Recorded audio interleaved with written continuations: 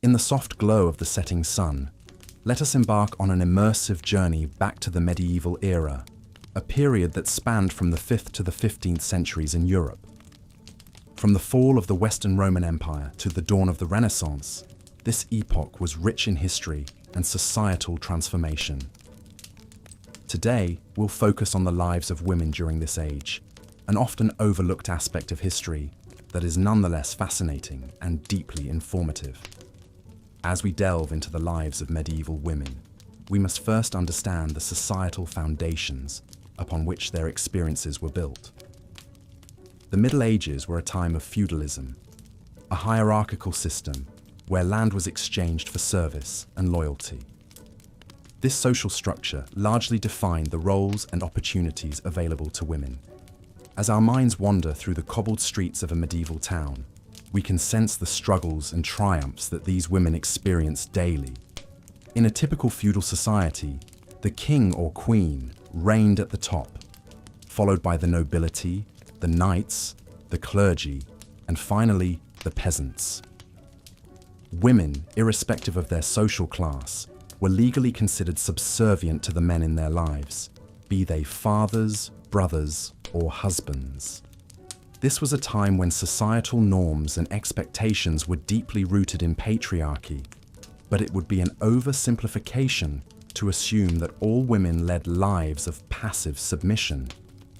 In fact, women of the medieval era were known to have held roles as diverse as their male counterparts. Women of the nobility, although their primary role was to bear heirs, often managed large estates in the absence of their husbands. This task required a myriad of skills, including managing finances, supervising work, and making important decisions for the estate. As we imagine a noblewoman in her grand manner, we sense the weight of responsibility on her shoulders, the subtle strength in her gaze as she oversees her vast domain. Peasant women, on the other hand, led lives that were filled with hard work and toil. From sunrise to sunset, their days were spent tending to animals, cultivating crops, and taking care of their families. Their hands, coarse from relentless labor, bore the brand of their unwavering resilience. Despite the hardships they faced, these women found joy and satisfaction in their families and communities, in their shared meals and shared stories. Life was hard, but it was also filled with laughter, love, and the indomitable spirit of human resilience. Religion played a significant role in the Middle Ages, and this was no different for women. Many women found solace and purpose within the confines of the church. Some became nuns, dedicating their lives to prayer and service, while others were influential figures within their religious communities. The church provided a unique avenue for women to exercise power and influence, an opportunity that was scarce in other spheres of medieval society. Education was limited in the Middle Ages, and this was particularly true for women. However, it would be incorrect to presume that all medieval women were uneducated. Noble women and women of the church often received an education, learning to read and write, to understand Latin, and to study religious texts. In contrast, peasant women were primarily educated in practical skills necessary for their daily lives. As we delve deeper into the intricacies of medieval women's lives, we begin to see the stark differences and surprising similarities with our own lives. The roles, responsibilities, and expectations placed upon them were shaped by their time, but at their core, these women were not so different from us. They loved, they struggled, they persevered, and they dreamed. They were mothers, daughters, wives, and sisters. They were leaders, workers, scholars, and believers. They were women of strength and heart who, in their own way, shaped the world we live in today. As the sun dips below the horizon and the stars begin to twinkle in the night sky, we leave the Middle Ages for now, with a newfound appreciation for the women who lived during this time. But our journey is far from over, as there are countless more stories to uncover. countless more women whose lives we will explore. For now, close your eyes and imagine the echoes of their laughter, the strength of their spirit, and the richness of their legacy. As you drift off to sleep, let their stories inspire you, comfort you, and remind you of the enduring power of the human spirit. As we continue our journey into the lives of women during the medieval period, let's delve into the societal structure and the roles women played in it. It is essential to note that the Middle Ages spanned a vast period, from the 5th to the 15th century, making it impossible to paint a comprehensive picture. However, we can make broad strokes to illustrate the general trends and realities. The societal structure during the medieval times was predominantly feudal. The king held the highest rank, followed by nobles, knights, and then peasants, who made up the majority of the population. Women's positions in this hierarchy were defined by their association with men, be it their father, husband, or son. As such, a woman's life and status were largely determined by her birth and marriage. Noble women held a position of relative privilege.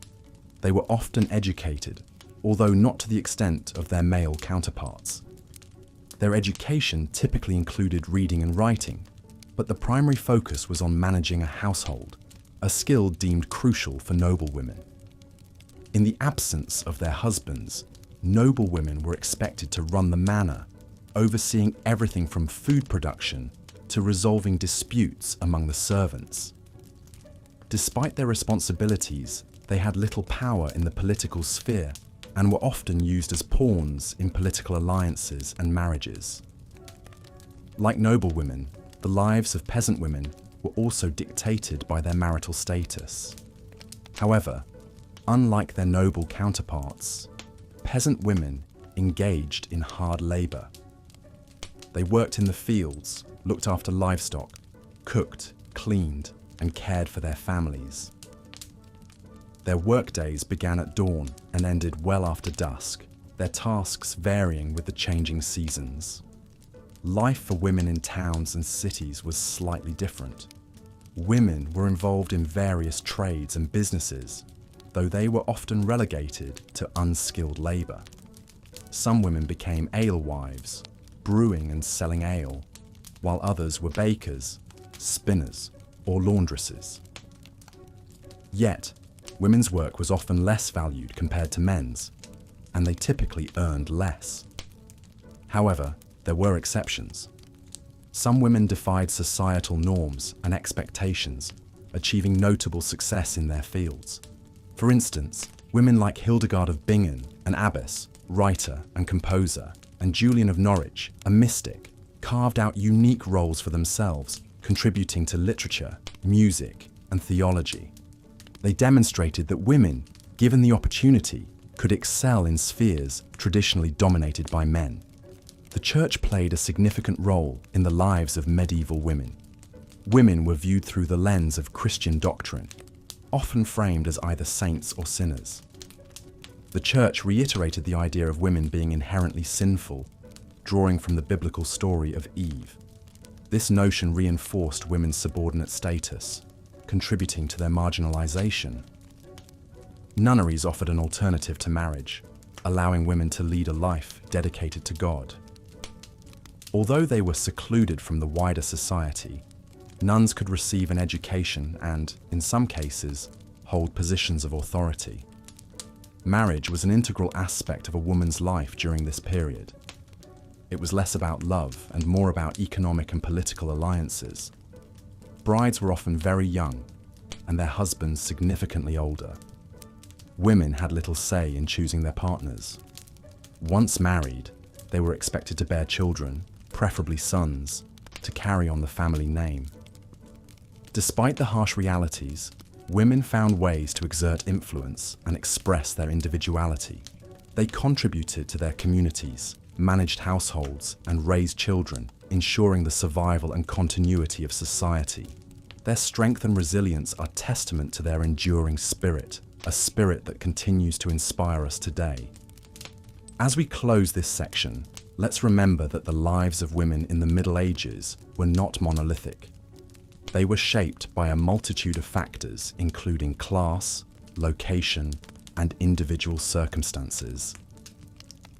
In the next part of our journey, we will explore the cultural aspects of women's lives, including fashion, art, and entertainment. Until then, let the echoes of the past lull you into a peaceful slumber as we continue to unravel the tapestry of history. As we delve further into the lives of medieval women, we come across the pivotal role they played in the domestic sphere. The realm of the home was not simply one of shelter and warmth, but an environment of intense labor and responsibility. Women in medieval times were the caregivers, the providers of food, clothing, and health. They were the educators, teaching their children the important skills for survival, and in some cases, even teaching them to read and write. In most households, the woman was the primary cook.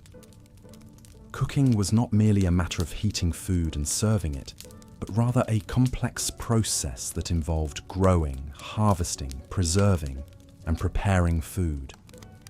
Women planted and tended to the gardens, gathering fruits, vegetables, and herbs. They preserved food for the winter months, pickling, drying, and salting their harvests. They were also responsible for baking bread, a staple food in medieval diets. This task alone could take up a significant portion of a woman's day, as the dough needed to be kneaded, left to rise, and then baked in an oven that was heated by a wood fire. Clothing was another domain of women during medieval times. They would spin fiber into yarn, weave the yarn into cloth, and then sew the cloth into garments. This process was incredibly time-consuming, as every step was done by hand.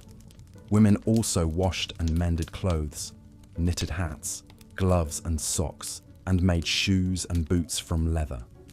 In addition to these tasks, women were also responsible for the health of their families. They were the primary caregivers, tending to the sick and the injured.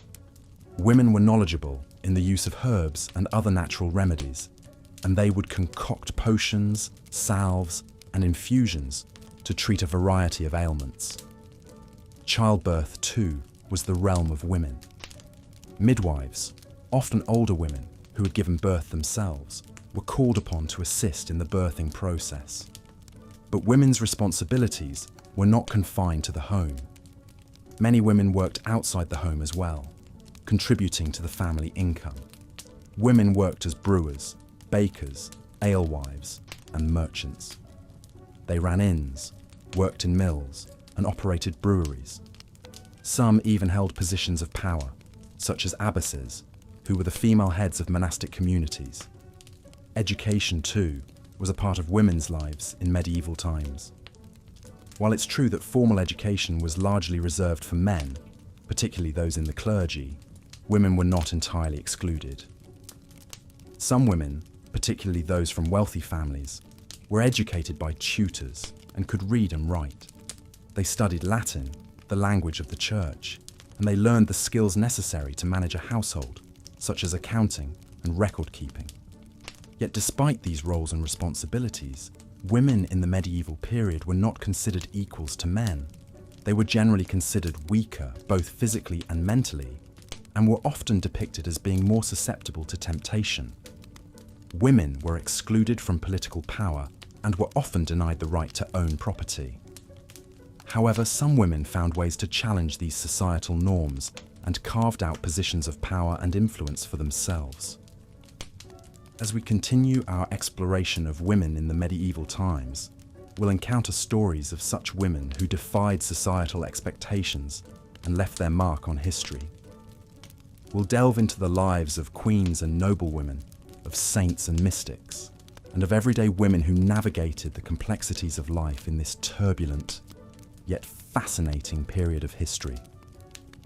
But for now, close your eyes and imagine the bustling activity of a medieval home, with a woman at its heart, orchestrating the rhythm of daily life. Picture her tending to the garden, kneading dough, weaving cloth, caring for the sick, teaching her children, working her trade. Despite the many challenges she faced, she was the cornerstone of her family and her community, a testament to the resilience and strength of women throughout history. As we continue our journey into the medieval period, we find ourselves exploring the domestic life of women. When we think of the Middle Ages, our minds often conjure images of knights in shining armor and grand castles. But for most women, their realm was the home, the heart of everyday life. Whether they were of noble birth or humble beginnings, women were primarily associated with the domestic sphere, and as such, they had considerable responsibilities and duties to fulfill. From dawn till dusk, women in the Middle Ages were tasked with a variety of chores. Preparing food, making clothing, and caring for children were all part of the daily routine. They had to be proficient in spinning, weaving, and sewing. In the absence of modern conveniences, these tasks were labor-intensive and time-consuming. The spinning of wool, for example, could take up to 9 hours a day, leaving little time for any other pursuits. And yet, despite this heavy workload, medieval women were also expected to maintain a serene demeanor and a pleasant household environment. Cooking was another significant part of a woman's role, and it was often a complex and arduous task. Meals were not as simple as they are today. Without the luxury of refrigeration or fast food, women had to plan meals meticulously, taking into account the availability of ingredients and the changing seasons. They had to know how to preserve food, how to make cheese, how to brew beer, and how to bake bread. They also had to be knowledgeable about medicinal herbs, as they were often the primary caregivers when family members fell ill. Childbirth and childcare were, of course, important aspects of a woman's role. In a time when medical knowledge was scarce, childbirth was a dangerous and harrowing process. Women relied heavily on the support of other women in their community, whether they were midwives, relatives, or friends. Once the children were born, they were primarily cared for by their mothers, who were expected to raise them with good morals and manners. This responsibility was taken very seriously, as children were seen as the future of the family line and the community. While it might appear that women were confined to the home, this was not entirely the case. Many women were involved in business activities, especially if they were widowed or their husbands were away. They could run shops, inns, or bakeries, and they could trade in markets. They could also own land and property. The notion of women as purely domestic creatures is a myth that has been debunked by numerous historical records. Moreover, women were also involved in charitable work. They visited the sick, helped the poor, and took part in religious activities. In fact, many women found an outlet for their talents and ambitions within the church.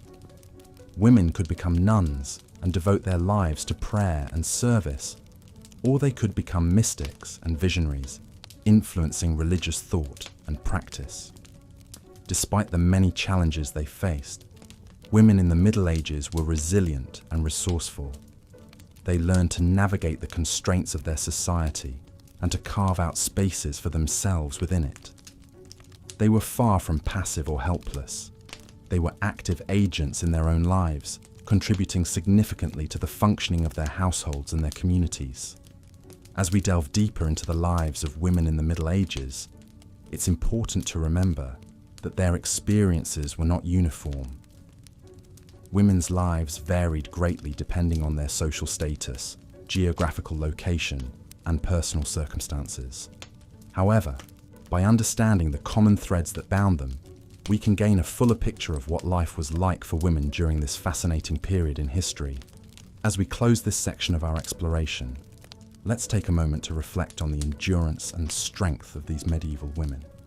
Their lives were not easy by any means, but they persevered, shaping the course of history in ways both small and large. As we move forward, we'll delve further into the societal roles and expectations of women, their influence on the church, and their contributions to the arts and sciences. As we progress through our historical journey, we arrive at an intriguing facet of medieval life, the experience of women in education and intellectual pursuits.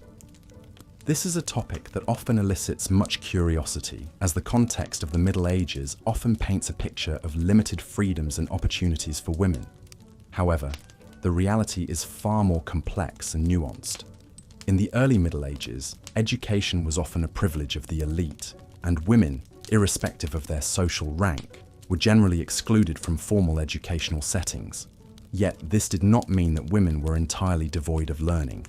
In many households, especially those of the nobility, private tutors were employed to instruct children in reading, writing, arithmetic, and religious doctrine.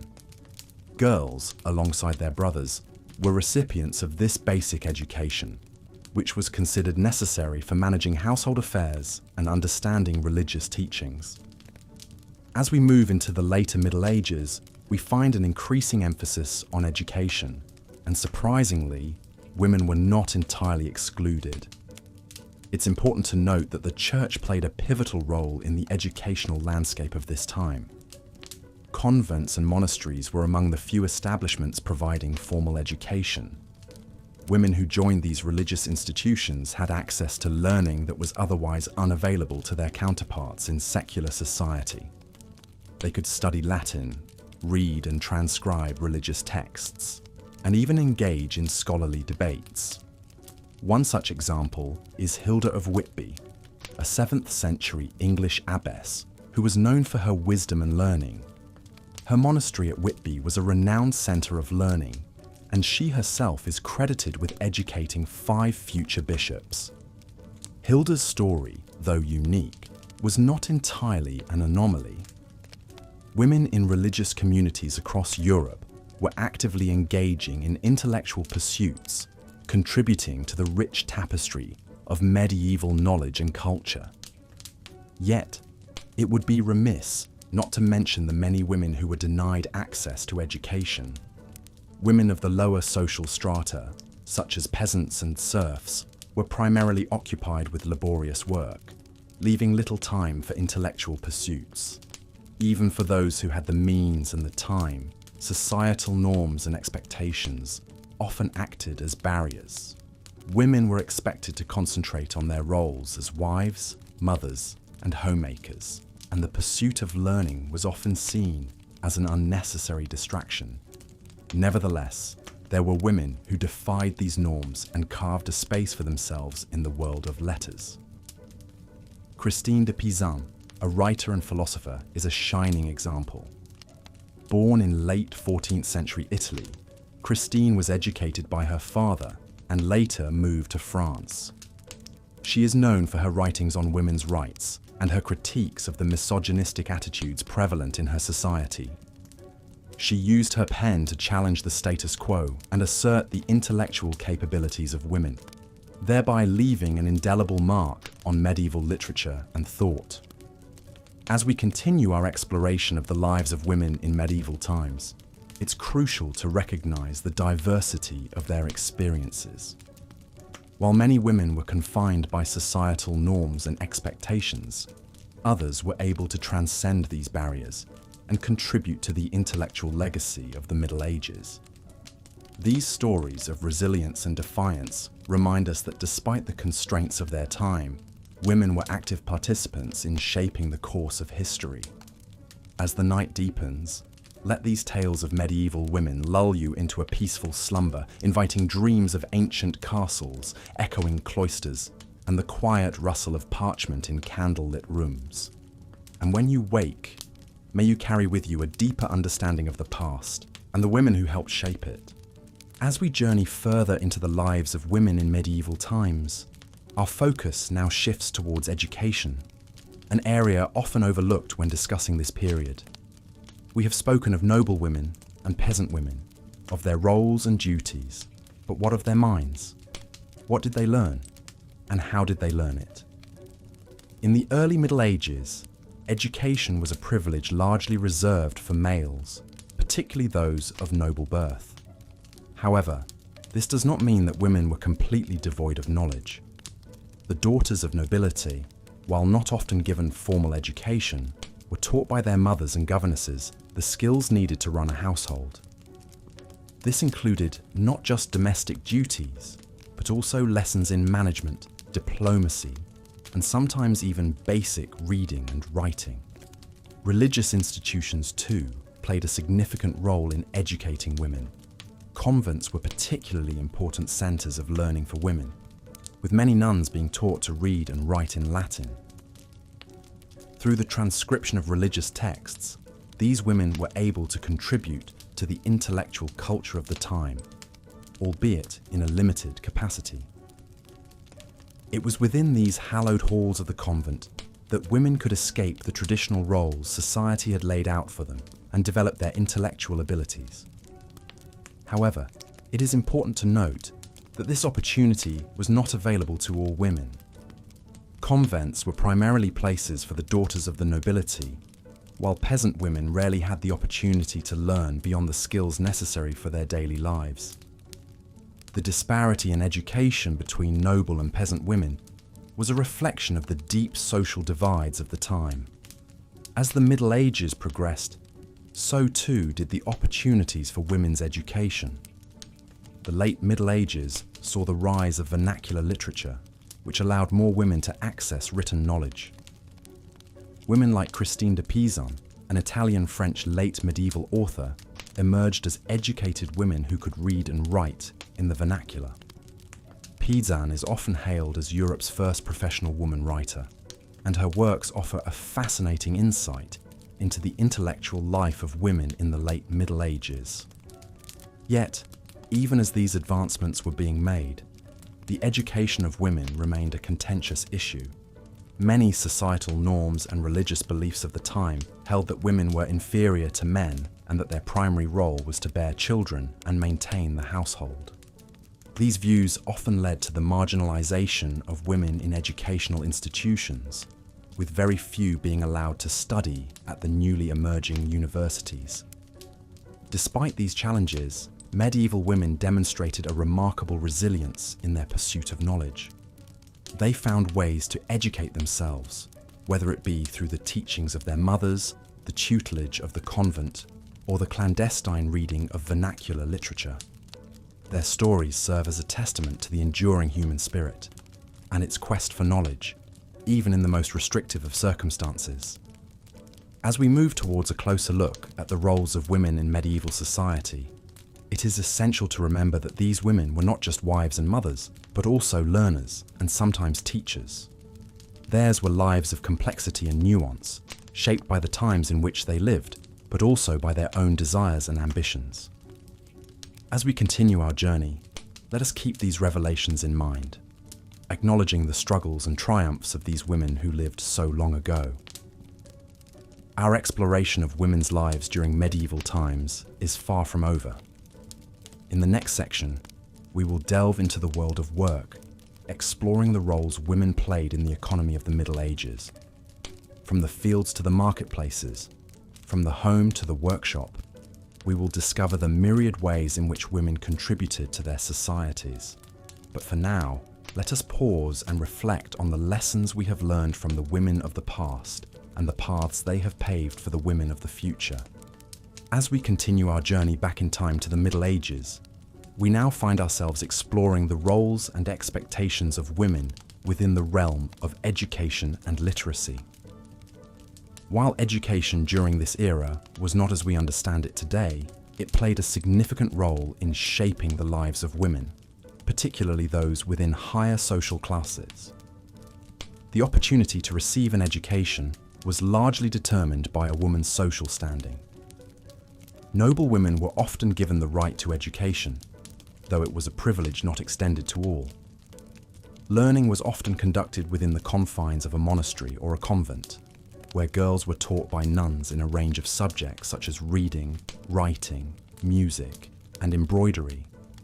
These institutions provided a space for women to learn, create, and express themselves, which was quite a rarity in a time when most of society was dominated by men.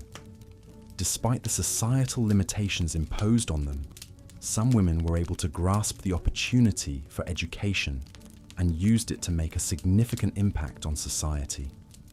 The remarkable Hildegard of Bingen, for instance, was an abbess, artist, composer and writer who is remembered to this day for her religious visions and her contributions to music and literature. However, it is crucial to remember that the majority of women during the Middle Ages were not as fortunate. Women of lower social classes, such as peasants, were typically deprived of any formal education. Their lives were devoted to hard manual labor in fields or at home, where they tended to their families and household chores. Their education was limited to learning practical skills necessary for survival, such as cooking, weaving, and brewing. Literacy was another area where the divide between the social classes was starkly evident. While noble women may have had the opportunity to learn to read and write, this was not a common skill amongst the lower classes. Reading and writing were viewed as luxuries, available only to those in religious orders or the upper echelons of society. For peasant women, their illiteracy did not signify a lack of intelligence, but rather a reflection of the social norms and confines of their era. In stark contrast to this, there were women renowned for their intellect and literary contributions, like Christine de Pizan. Born in Italy and later moved to France, de Pizan was one of the first women to earn a living through writing. She penned numerous works on a variety of subjects, from romantic ballads to works of feminist literature. Her book, The Book of the City of Ladies, was a groundbreaking piece of feminist literature that defended women and their capacity for learning, challenging the misogynistic attitudes of her time. The Middle Ages also saw the rise of the Beguines, a community of religious women who lived in semi-monastic communities known as beguinages. These women were not nuns, nor were they tied to a specific religious order. They dedicated their lives to prayer and good works, often supporting themselves through various crafts or teaching. Many Beguines were well educated and literate, contributing to religious literature of the time. In the realm of education and literacy, it becomes clear that women in the Middle Ages navigated a complex array of societal norms and expectations. Despite the constraints of their time, many women sought knowledge and learning, leaving a lasting impact on the historical record. Their stories remind us of the resilience and adaptability of women who, against all odds, managed to carve out spaces for themselves to learn, create, and contribute to their societies. As we transition into our next section, we will delve further into the roles and responsibilities of women in the workforce during the Middle Ages. We will explore the various occupations open to women, the challenges they faced, and the invaluable contributions they made to their societies. So, close your eyes and allow yourself to be transported back in time to the bustling markets and workshops of medieval Europe, and let the stories of these remarkable women lull you into a peaceful slumber. As we continue our journey through the life of women in the medieval period, we find ourselves delving into the realm of work and labor. It is indeed a common misconception that medieval women were confined solely to the domestic sphere, limited to the roles of wives and mothers. This notion, while partially true, overlooks the vast array of occupations and roles that women undertook during this time. In the Middle Ages, the work a woman did was largely determined by her social status. Noble women, despite their elevated position in society, were expected to manage their households, oversee the education of their children, and sometimes even supervise the running of their husbands' estates in their absence. This management could involve the coordination of a large number of servants and workers, making it an intense and demanding role.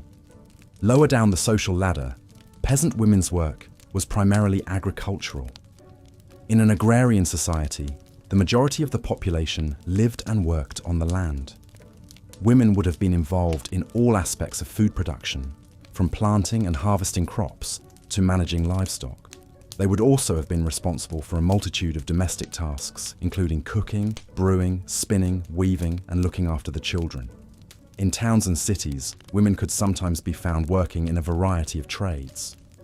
Records show that women worked as bakers, brewers, silk makers, and even blacksmiths. Some women even ran their own businesses, often taking over their husband's trade if he passed away. This was not always easy, however, as guilds often restricted women's participation in certain trades and professions. While many women did work, it's important to note that their work was often devalued compared to men's. They were frequently paid less than men for the same work, and their labour was often considered secondary to their duties as wives and mothers. This devaluation of women's work has persisted into the modern era, a reminder of the long history of gender inequality. Despite the constraints placed on them, women in the Middle Ages demonstrated remarkable resilience and ingenuity. They navigated a society that often limited their opportunities, carving out spaces for themselves in the world of work. They were essential contributors to the economy, the functioning of their households, and the well-being of their communities. Even in religious life, women found ways to contribute to society. Many women became nuns, dedicating their lives to the service of God. Within the confines of the convent, they could become scholars, teachers, nurses, and leaders. Some, like Hildegard of Bingen, became renowned for their intellectual contributions, writing works on theology, botany, and medicine. As we reflect on the lives of women in the Middle Ages, it's clear that they were far from passive figures. They worked hard, often under difficult conditions, to support their families and communities. Their stories remind us of the strength and resilience of women throughout history, inspiring us to continue striving for gender equality in our own time. In our next section, we'll explore another crucial aspect of life for medieval women: their roles within the family and their experiences of marriage and motherhood. We'll delve into the customs and expectations of medieval marriage, the responsibilities of wives and mothers, and the challenges they faced. As we do, we'll continue to shed light on the complex and often overlooked lives of women in the Middle Ages. As darkness fell across the medieval countryside, a chill would settle in the air, and the sounds of the day would taper off. The women of the household would retreat indoors, their day's work completed, and the family would gather around the hearth for a meal. It was a time for stories, for shared laughter, and for the comforting routine of family life. This was the backbone of medieval society, the basic unit of organization, and women were at its very heart. The meal would typically consist of hearty, simple fare, the product of the family's own labor. Bread, cheese, and ale were the staples, supplemented by whatever fruits, vegetables, or meats the season allowed. The women of the house would have spent a good part of the day preparing this meal, grinding grain, kneading dough, tending the fire, and stirring the pot. It was hard, physical labor, but it was also a deeply ingrained part of their lives, a rhythm they knew as well as their own heartbeat. After the meal, the family might gather around the fire for a time of storytelling and music. The tales they told were rich and varied, drawn from a deep well of tradition and folklore. Women played a crucial role in this oral tradition, passing down stories from one generation to the next, preserving the collective memory and wisdom of the community. They were the keepers of the cultural flame, the guardians of the community's shared identity. Despite the hardships and limitations of their lives, many women in the Middle Ages found ways to exercise agency and assert their individuality. Some became skilled artisans, producing beautiful textiles, pottery, and other goods. Others became healers, using their knowledge of herbs and natural remedies to treat the sick and injured. Still others became nuns, devoting their lives to spiritual pursuits, and often gaining a measure of freedom and autonomy not available to their secular counterparts. Indeed, the convent was one of the few places in medieval society where a woman could receive a formal education. The nuns would learn to read and write, to study the scriptures, and to engage in theological debates. They would also learn practical skills like gardening, brewing, and bookbinding. In a world where women's roles were largely defined by their relationships to men, the convent offered a different path, a chance to live a life of the mind and the spirit. But even for those women who remained in the secular world, there were opportunities for learning and intellectual growth. Women often played a key role in educating their children, passing on their own knowledge and skills. They might also learn from their husbands, fathers or brothers, picking up bits and pieces of their trade or craft. And in some cases, women might even take over a family business after the death of their husband, demonstrating their competence and capability in a very public way. Yet for all their strength and resilience, women in the Middle Ages also faced considerable challenges. They were often seen as inferior to men, both physically and intellectually, and their roles were largely confined to the domestic sphere. They had few legal rights, and their social status was largely dependent on their husband or father. In times of conflict or crisis, they were often the ones who suffered most, bearing the brunt of war, famine, and disease. But through it all, women in the Middle Ages showed a remarkable capacity for endurance and adaptability. They found ways to navigate the constraints of their society, to carve out spaces for themselves, to assert their own identity and agency. And in doing so, they shaped the world around them in ways both big and small. The life of a woman in the Middle Ages was not easy, but it was not without its rewards. There was the warmth of the hearth, the companionship of family and friends, the satisfaction of a job well done. There was the rhythm of the seasons, the beauty of the natural world, the joy of song and story. And there was the knowledge that they were part of something larger than themselves, a vast tapestry of human experience stretching back through the centuries. As we delve deeper into the lives of women in the Middle Ages, we find a story of strength and resilience, of creativity and adaptability, of courage and determination. It is a story that resonates across the centuries, echoing in the lives of women today. And it is a story that deserves to be told. And so, as we close this chapter, we are left with a sense of admiration for these women of the Middle Ages, who navigated a world that offered them few opportunities, with strength, grace, and resilience. In the quiet of the night, as the hearth's fire dwindles and the moon rises high in the sky, we bid them good night, knowing that their stories and their spirit continue to live on. As we continue our exploration of the lives of women during the medieval period, it is essential to remember that the era spanned several centuries and encompassed a variety of cultures and societies. So, it is not a one-size-fits-all narrative. Nonetheless, there are common threads and experiences that tie together the life stories of women in this time. In the previous section, we delved into how women's lives were dictated by their social status and the roles they played within their families.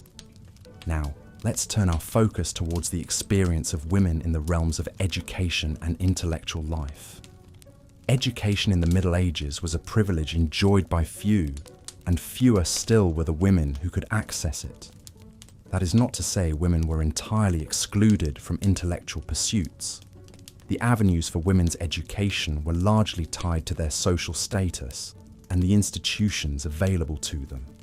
Noblewomen, for instance, were often educated within their households. They were taught the necessary social graces and skills befitting their status, such as managing a household, embroidery, music, and sometimes even reading and writing. These were considered the acceptable areas of knowledge for a woman of noble birth, focused on ensuring she could run a household efficiently and be a gracious hostess. The church also played a significant role in women's education. Convents were among the few places where women could receive a more comprehensive education. Girls sent to convents, usually those from noble families, would learn to read and write. They would be taught Latin, the language of the church, and some even studied philosophy, theology, and the sciences. These women, known as nuns, often produced works of literature, art, and music that have survived to this day. Consider the case of Hildegard of Bingen, a German nun of the 12th century. She was a polymath who made contributions to music, theology, natural science, and philosophy. She wrote visionary works and composed liturgical songs, marking her as one of the most remarkable figures of the Middle Ages. However, the intellectual life of women in the Middle Ages was not confined to the nobility or the church. In towns and cities, women could be found in various professions, including teaching. Schools attached to cathedrals and monasteries sometimes employed women as teachers. Although these schools primarily catered to boys, they occasionally admitted girls, providing another avenue for women's education. In addition to formal education, women also engaged in intellectual pursuits through informal means. Storytelling and folk wisdom passed down from generation to generation carried the collective knowledge of women. They knew about medicinal herbs, childbirth techniques, and practical solutions to everyday problems. This knowledge, though not recognized as formal education, was critical in the functioning of households and communities. Despite these opportunities, it is important to note that the majority of women during the medieval period remained uneducated. Literacy rates among women were significantly lower than among men. The prevailing societal norms and limitations placed on women's access to education played a significant role in this disparity. Yet, the women who defied these norms and pursued education often left a lasting impact. Their contributions to literature, science, philosophy, and other fields of knowledge are testaments to their intellectual capabilities and resilience. They carved out spaces for themselves in a world that often sought to limit them, leaving a legacy that has endured through the centuries.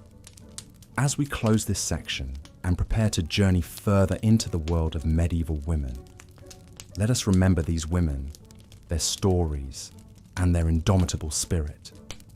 It serves as a reminder of the potential that lies within each individual, waiting to be nurtured and expressed, regardless of the constraints of their time.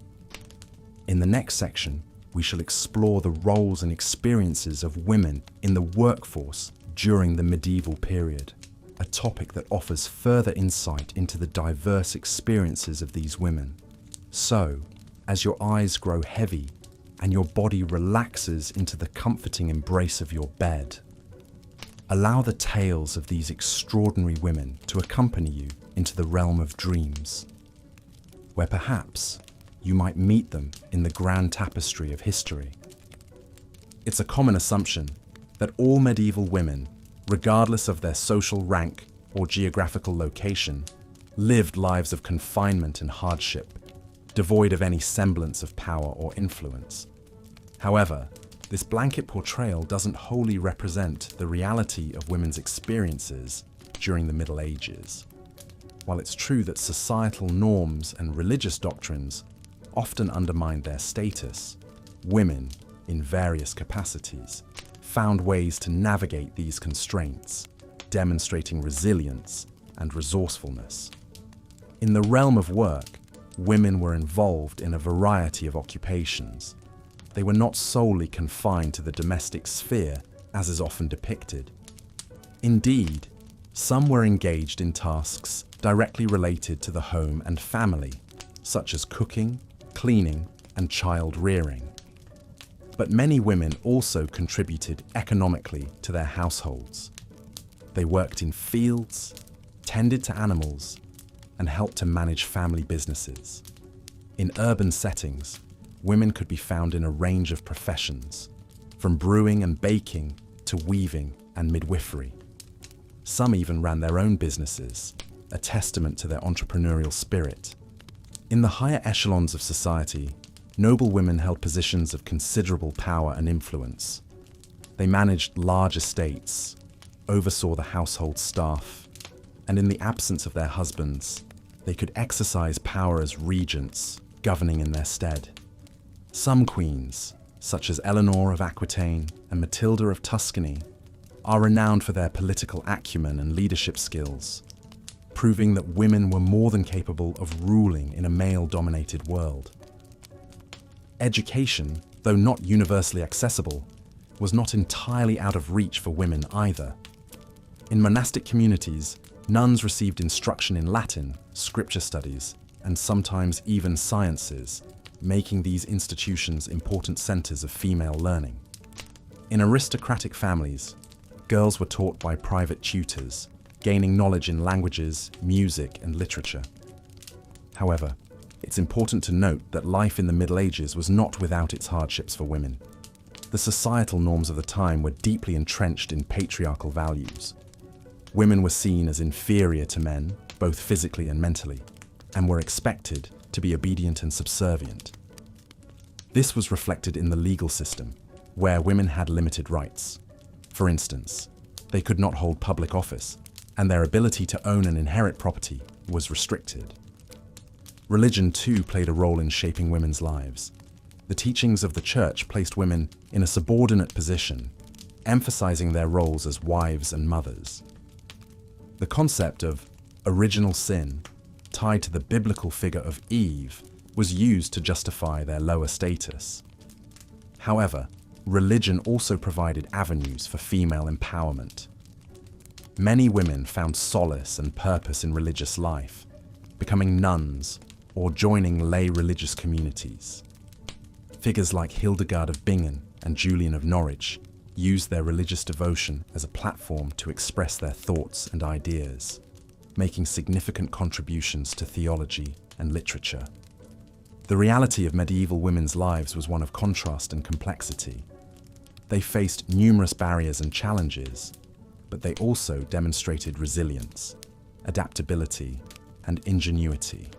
They worked, learned, ruled, and created, leaving their mark on the world in ways that continue to resonate today. Their stories remind us that, even in the face of adversity, women have always found ways to carve out spaces of autonomy and influence. As we delve deeper into the lives of medieval women, we uncover a rich tapestry of experiences that challenge our preconceived notions. From the humblest peasant to the most powerful queen, from the devout nun to the skilled artisan, each had a unique story to tell, a testament to the diverse roles and contributions of women during this period.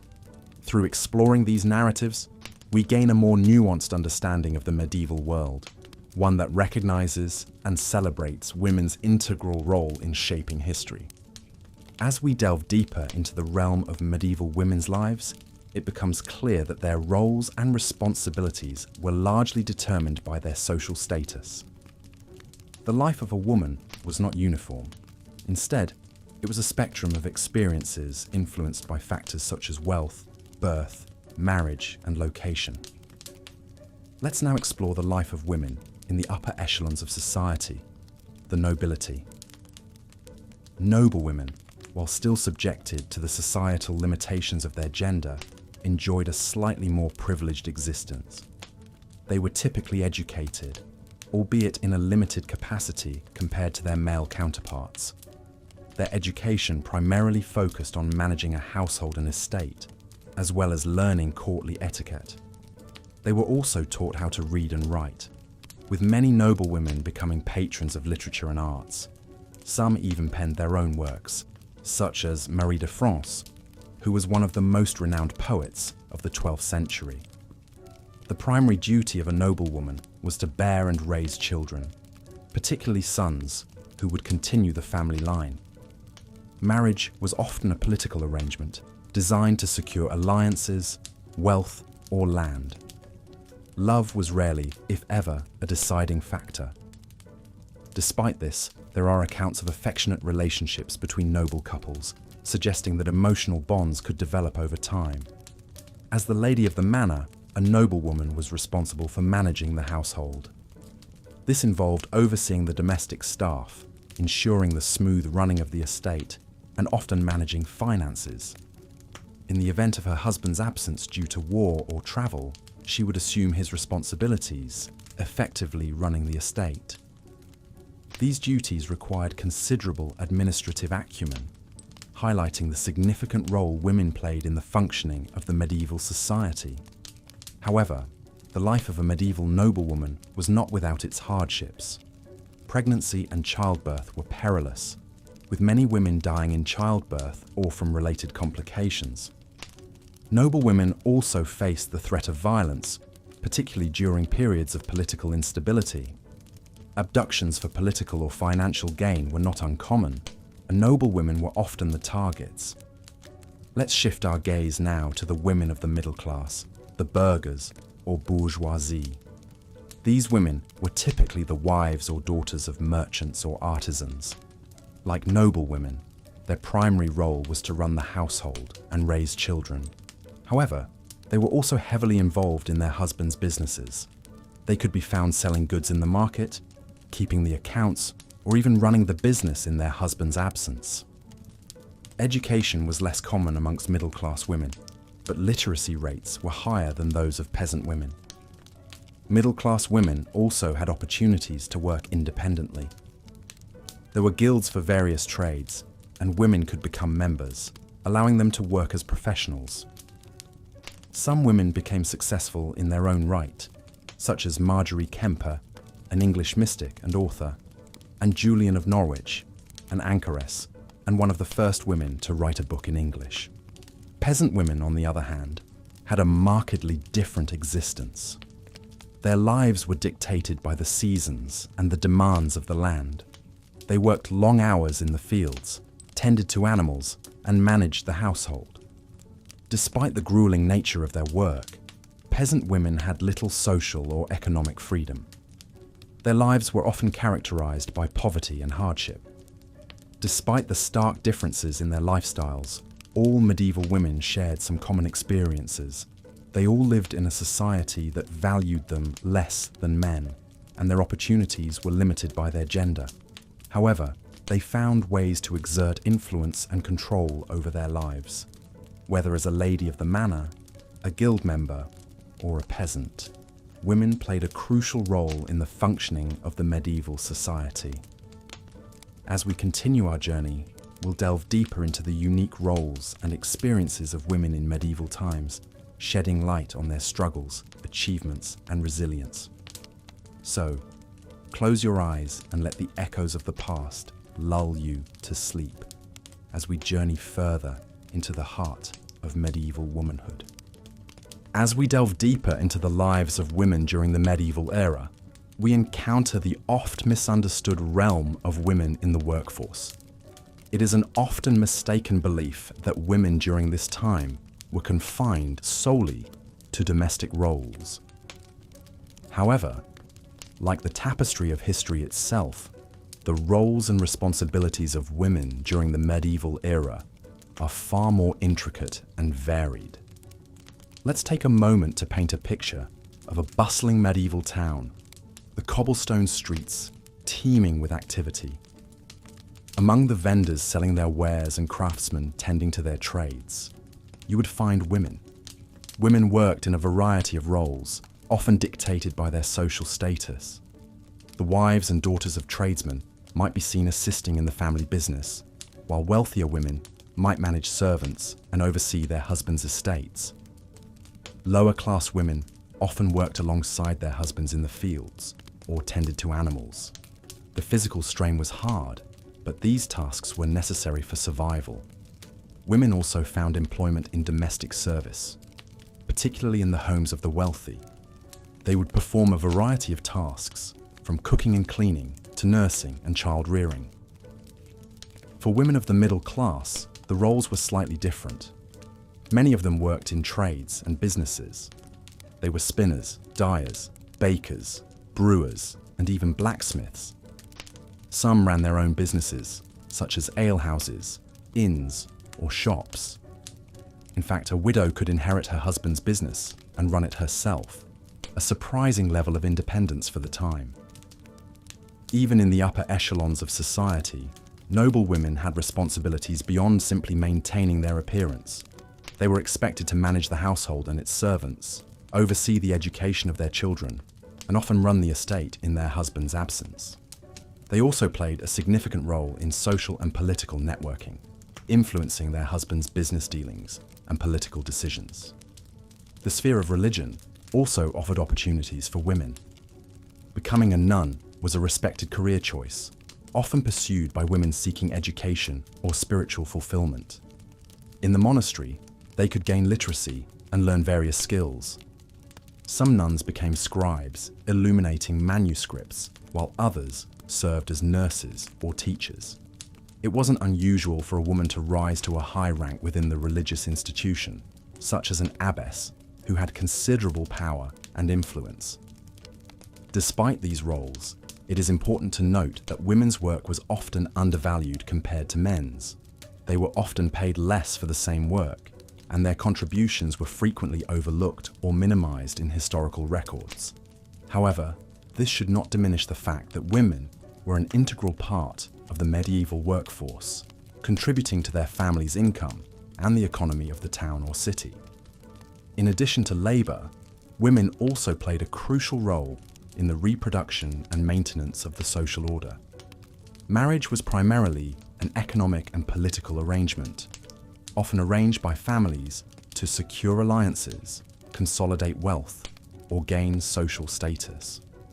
Women were generally expected to obey their husbands, bear and raise children, and maintain the household. However, they also had certain legal protections and could own property, and in certain circumstances, they could seek separation or divorce. Despite the challenges and constraints they faced, women in the medieval ages found ways to exert influence and assert their agency. They worked, they managed, they created, and they endured.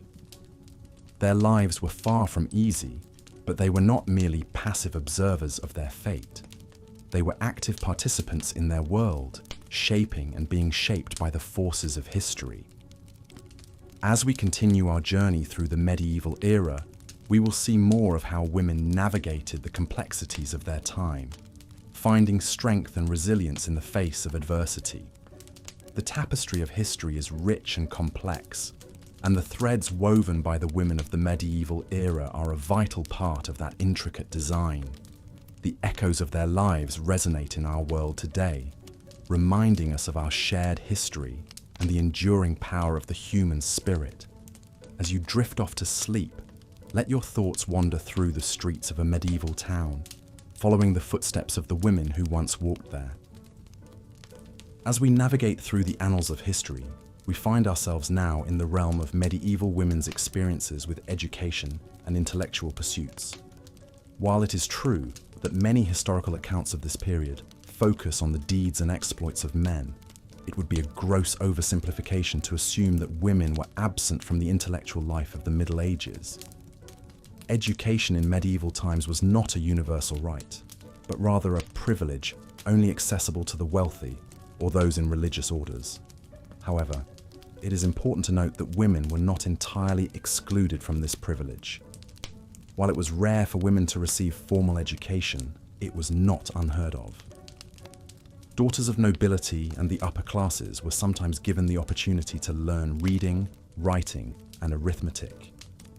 They were also taught to manage household affairs, which could be a complex task in a large estate, requiring knowledge of accounts, management of servants, and often intricate social protocol. In the realm of academia, women mostly remained on the sidelines, but there were exceptions. Women like Hildegard of Bingen, an abbess, mystic, philosopher, and musician, defied societal norms and contributed significantly to the intellectual discourse of the time. Her holistic approach to health, spirituality, and the natural world was revolutionary for her time and continues to be studied today. She wrote numerous works on subjects as diverse as theology, botany, and music, offering a glimpse into the intellectual capabilities of women during this era. The medieval period was also when the tradition of female mystics began to flourish. Julian of Norwich, an English anchorite, is known for her book, Revelations of Divine Love, believed to be the first book written in English by a woman.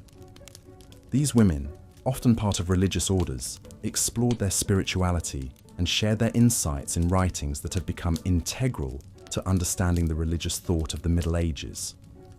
In the realm of literature, women also made their mark. Marie de France, a poet from the 12th century, is one of the earliest known female poets writing in French and Old English. She penned Lais, a form of lyrical, narrative poetry that often explored courtly love and chivalric adventure. Her works offer a rich tapestry of medieval life, embodying a female perspective that was uncommon in literary works of the time. For many women, however, education was informal, passed down through generations. Skills such as weaving, brewing, and herbalism were taught from mother to daughter or within communities. Women were the keepers of practical knowledge necessary for everyday survival, and their wisdom often extended well beyond the home. They served as midwives, healers, and wise women, roles that required extensive knowledge of herbs and medicine. Despite the constraints placed on them, the women of the Middle Ages found ways to engage with intellectual pursuits. They navigated societal norms and expectations, finding loopholes and pushing boundaries to garner knowledge and express their thoughts. This era saw the emergence of strong, learned women who defied the limitations of their time, demonstrating that the thirst for knowledge and the desire to contribute were not exclusive to the male domain. As the night draws in, let us appreciate the women who, against the odds, engaged with the intellectual life of the Middle Ages. Their stories serve as reminders of the resilience and capacity of the human spirit to seek knowledge, even in the most challenging circumstances. As we drift closer to sleep, let us carry with us the image of these women, huddled over their manuscripts or brewing their healing potions, their minds alive with curiosity and wonder in a world that often sought to limit them. These women, like the stars that begin to twinkle in the night sky, were points of light in the vast expanse of history, their contributions illuminating paths for the women who would follow in their footsteps. In the next section, we will explore women's roles in medieval society, focusing on their work and occupations. While many women were confined to their homes, others ventured out into the world, taking on roles and responsibilities that challenged the societal norms of their time. As you drift off to sleep, let the stories of these remarkable women lull you into a peaceful slumber, their strength and resilience serving as a testament to the power of the human spirit. As we continue our journey into the lives of women in medieval times, we arrive at the pivotal role that religion played. The church was not just a place of worship during this period. It was the center around which all life revolved. For women, the church offered several paths and opportunities. There were women who chose to dedicate their lives to the service of God, living as nuns in a convent. This was a significant choice, for it meant renouncing all worldly possessions, family ties, and the prospect of marriage. Cloistered away in their convents, these women led lives of prayer and contemplation. They followed a strict daily routine that included communal prayer, private meditation, and work that benefited the convent, such as tending to the herb garden, nursing the sick, weaving, and brewing. The nuns were also educated, a rarity in a time when literacy was not common, especially among women. They read and wrote in Latin, copied manuscripts, and produced beautiful works of religious art. Women who were not cloistered away in convents had different religious responsibilities. They were expected to attend Mass regularly, observe the holy days, and follow the Church's teachings on morality and conduct. They were also tasked with the religious education of their children, instilling in them the principles and stories of the Christian faith. Not all women, however, found their place within the confines of the Church's teachings. There were women who were healers, midwives, and herbalists, who held knowledge passed down from generations. Their work was often viewed with suspicion, as it was not always in line with the Church's understanding of the world. Some of these women were even accused of witchcraft, a grave crime that could lead to their execution. The Church also had a significant influence on women's legal rights. Canon law, the law of the Church, had clear positions on issues such as marriage, divorce, and inheritance, which heavily impacted women's lives. While a woman could own property in her own right, her legal status was often tied to that of her husband or father. Marriage was viewed as a sacrament, a holy bond between a man and a woman. The Church expected women to be obedient to their husbands, as they were considered the spiritual heads of the household. Divorce, while technically possible, was difficult to obtain and carried a heavy social stigma. Furthermore, women who were divorced or widowed often found themselves in a precarious situation, as they were dependent on the goodwill of male relatives for their survival. Despite these challenges, there are instances of women who wielded considerable power during this period. Queens and noblewomen often acted as regents, ruling in the stead of their underage sons or absent husbands.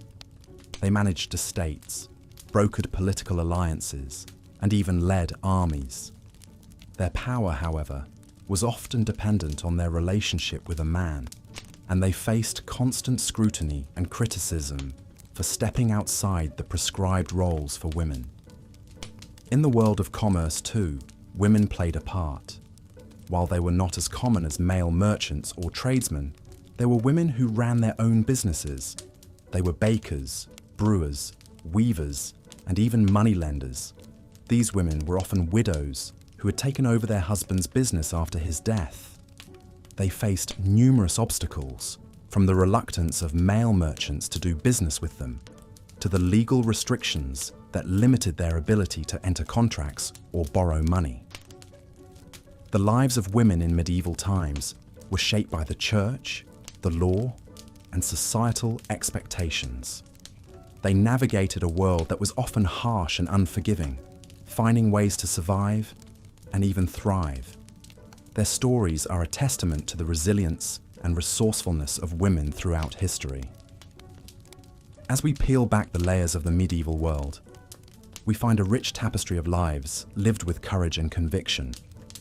With the passing of time, the societal norms and regulations of the medieval age began to evolve, and women found themselves shouldering a different set of expectations. The later Middle Ages saw the emergence of a new kind of woman, one who was not confined to the home but was instead engaged in various economic activities. In this era, we witness the rise of women as shopkeepers, bakers, brewers, and even as moneylenders. Although these roles were still rather limiting, they did provide women with a certain degree of financial independence. In towns and cities, women could be found engaging in a wide array of trades. They were tailors, candle makers, weavers, and silk workers. They were also employed in the food industry as bakers, brewers, and butchers. A woman could also run a stall in the market, selling everything from fresh produce to handcrafted goods. The Black Death, which swept through Europe in the mid-14th century, also opened up new opportunities for women. With so many lives lost, labor was in high demand, and women stepped in to fill the void. But this increased participation in economic activities did not alter the traditional perception of women as fundamentally inferior beings. Despite their contributions, women were still subjugated, and their work was often undervalued. In many cases, women were paid less than men for doing the same work. They were often subjected to discriminatory laws and practices. For instance, if a woman were to commit a crime, her husband would be held responsible for her actions. One of the most fascinating phenomena of the later Middle Ages is the emergence of women as moneylenders. With their husbands off fighting in wars or on crusades, women were left in charge of the family's finances. They would lend money to those in need, charging interest on the loans. This practice not only provided women with a source of income, but also granted them a certain degree of power within their communities. However, These women were often the target of criticism and suspicion. They were seen as shrewd and manipulative, and their activities were regarded with distrust. In addition to their economic roles, women also played crucial roles in the religious life of the Middle Ages. Many women joined religious orders, becoming nuns, and dedicating their lives to prayer and service. Some women even founded their own religious communities, such as Hildegard of Bingen and Clare of Assisi. These women were revered for their sanctity and wisdom, and their writings have had a profound impact on Christian theology. Yet, even within the church, women were subjected to discrimination. They were barred from holding positions of authority and were often relegated to roles that kept them in the background. Despite this, some women managed to rise above these restrictions and make their voices heard. Julian of Norwich, for instance, was a mystic and theologian whose writings have had a lasting impact on Christian thought. Towards the end of the Middle Ages, the status of women began to decline. The advent of the printing press, for instance, resulted in the loss of many jobs traditionally held by women. The Reformation also brought about a shift in societal attitudes towards women. The ideal of the obedient, submissive wife became more prevalent, and women were increasingly confined to the home. Yet, despite these setbacks, women continued to play vital roles in society. They were mothers, wives, and workers. They contributed to the economy and to the spiritual life of their communities. They faced adversity with resilience and tenacity, and though their stories are often overlooked, they are an integral part of the rich tapestry of the Middle Ages. Indeed, the lives of women in the Middle Ages were shaped by a complex interplay of societal norms, religious beliefs, and economic realities. Their experiences were varied and diverse, reflecting the multifaceted nature of medieval society. From the noblewoman in her castle to the peasant woman in her field, from the nun in her convent to the merchant woman in her shop, each woman had her own unique story to tell. And though they lived in a time of great hardship and inequality, these women found ways to assert their agency and make their mark on the world.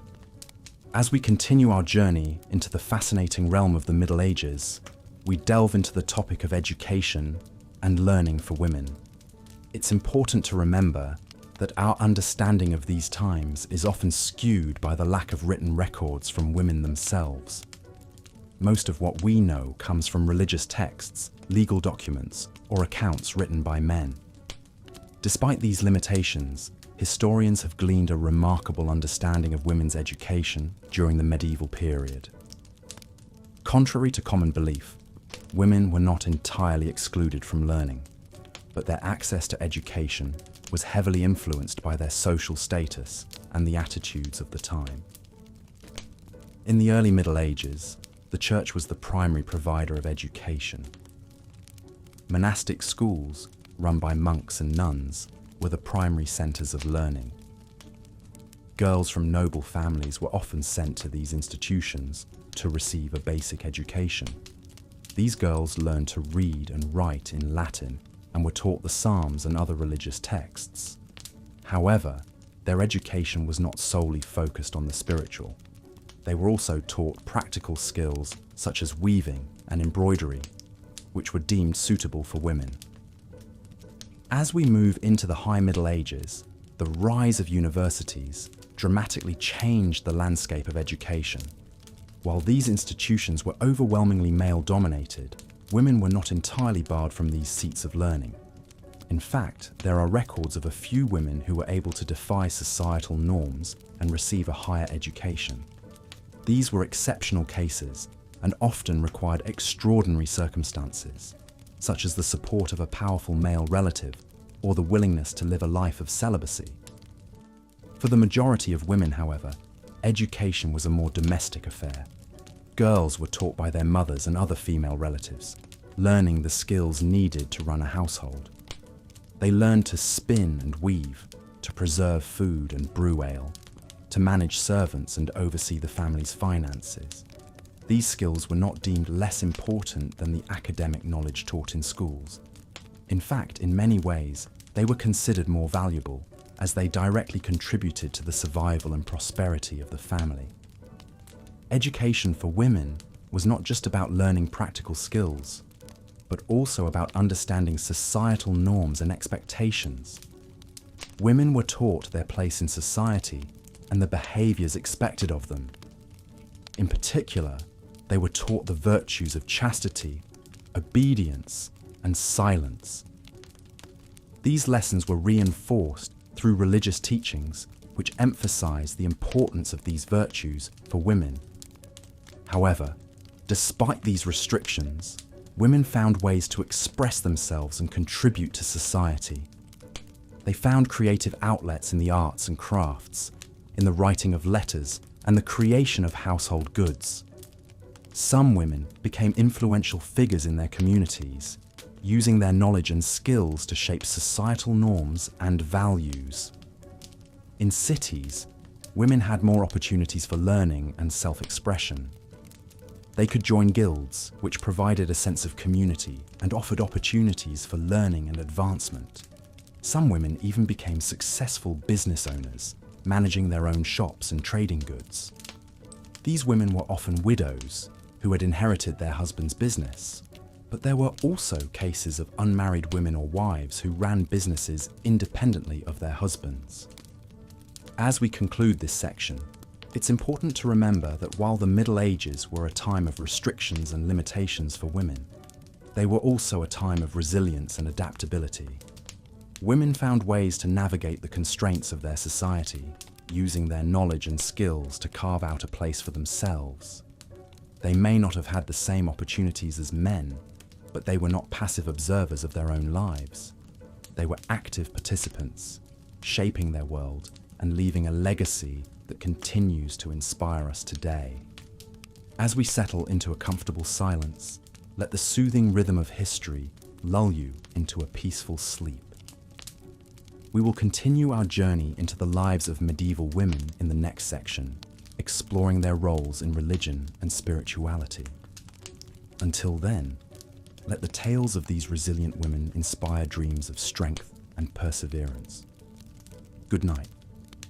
As we delve deeper into the lives of medieval women, we cannot overlook the significant role they played in the religious sphere. The church was a fundamental institution during the Middle Ages, and for women, it offered some of the few opportunities for literacy, influence, and a degree of independence. In this context, it's essential to highlight the lives of nuns.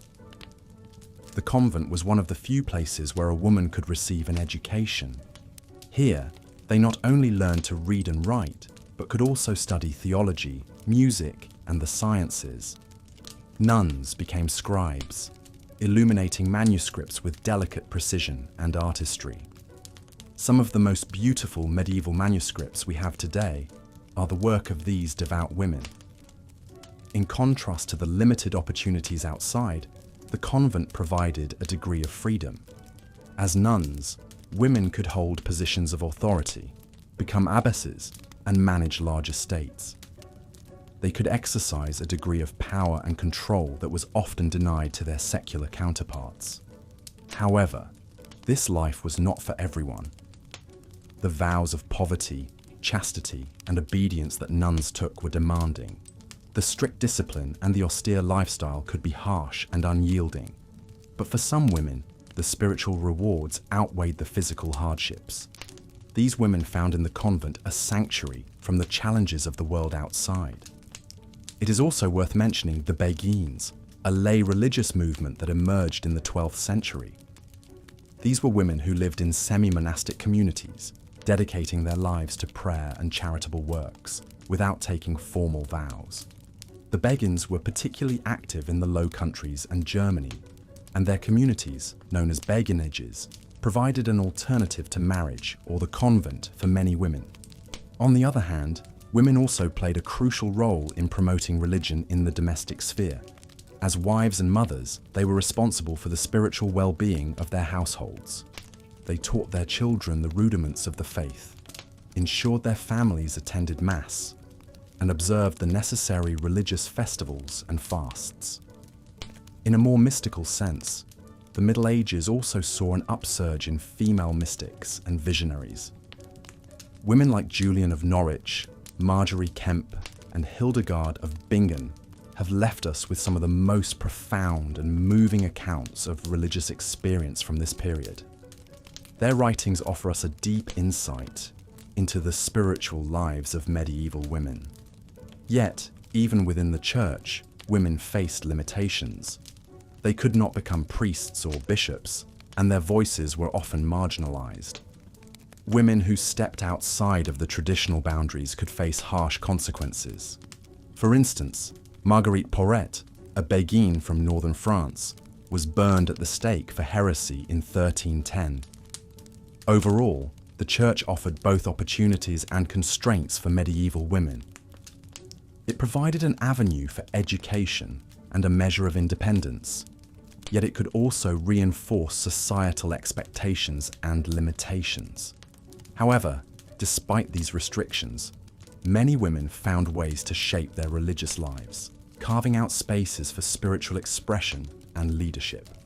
In the next section, we will explore the roles women played in the economy and the professions during the Middle Ages.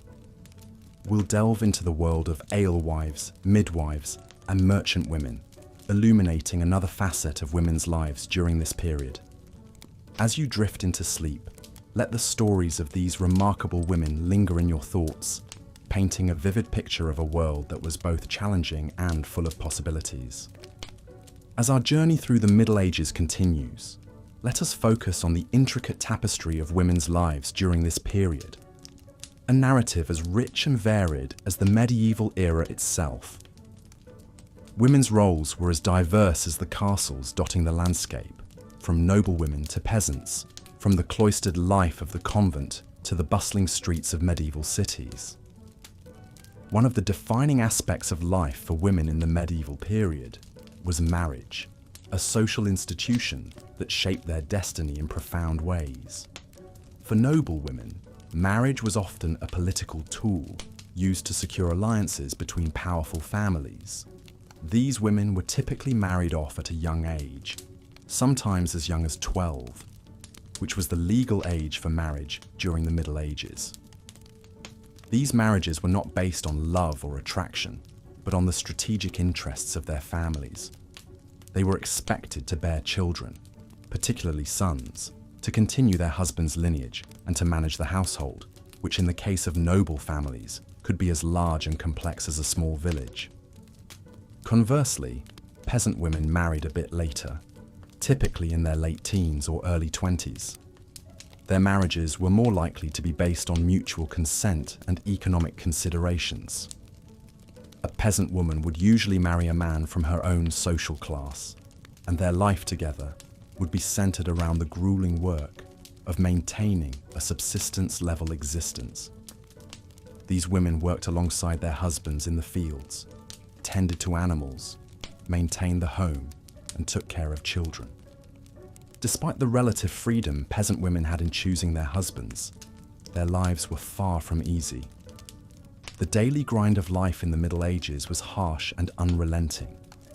Women were expected to give birth to many children, as infant mortality was high, and the extra hands were needed for work. This constant cycle of childbirth and work took a significant toll on women's health. However, not all women in the Middle Ages were wives and mothers. Some chose, or were chosen, to lead a religious life in convents. These women, known as nuns, lived lives of prayer and contemplation, secluded from the outside world. The convent was one of the few places where women could receive an education during the Middle Ages, studying Latin, scripture, and in some cases, philosophy and natural sciences. Some convents even became centers of cultural and intellectual life, with nuns producing beautiful manuscripts and contributing to theological debates. Life in the convent was not without its hardships. Nuns took vows of poverty, chastity, and obedience, renouncing worldly pleasures and dedicating their lives to God. They lived in communal dormitories known as dormitories, prayed several times a day, and performed manual labor. Despite these challenges, The convent offered a degree of autonomy and intellectual stimulation that was rare for women in the Middle Ages. Within the bustling medieval cities, women played a crucial role in the economic life of the community. They were integral in trades such as brewing, baking, and textile production. Some women even ran their own businesses, managing staff and negotiating contracts. Despite the many restrictions placed on women during the Middle Ages, these examples hint at the diverse roles women played and the spaces they carved out for themselves. Their lives were shaped by the social, economic, and religious norms of the time, but within these constraints they were able to exert influence and shape their own destinies. As we continue to delve deeper into the intricate tapestry of women's lives in the Middle Ages, we will uncover more about their roles, their challenges, and their triumphs. From noble women to peasants, from nuns to city dwellers, each had a unique story to tell. Each left a mark on the world they inhabited. So let's allow the gentle rhythm of their lives lull us into a deeper understanding of their world. And in doing so, may we find a peaceful slumber. In the Middle Ages, women were largely defined by their roles in society, often associated with their marital status or their religious affiliation. Marriage was a fundamental aspect of a woman's life, with most girls being betrothed by the age of 12 or 13. Betrothals were similar to modern-day engagements, but with a greater degree of commitment. They were legally binding contracts that could only be broken under very specific circumstances. Once betrothed, a woman would move in with her husband's family and begin to learn the duties and responsibilities of a wife. Marriages during this time were often arranged for economic or political reasons. Love was not considered a prerequisite for marriage, and romantic affection was often viewed with suspicion.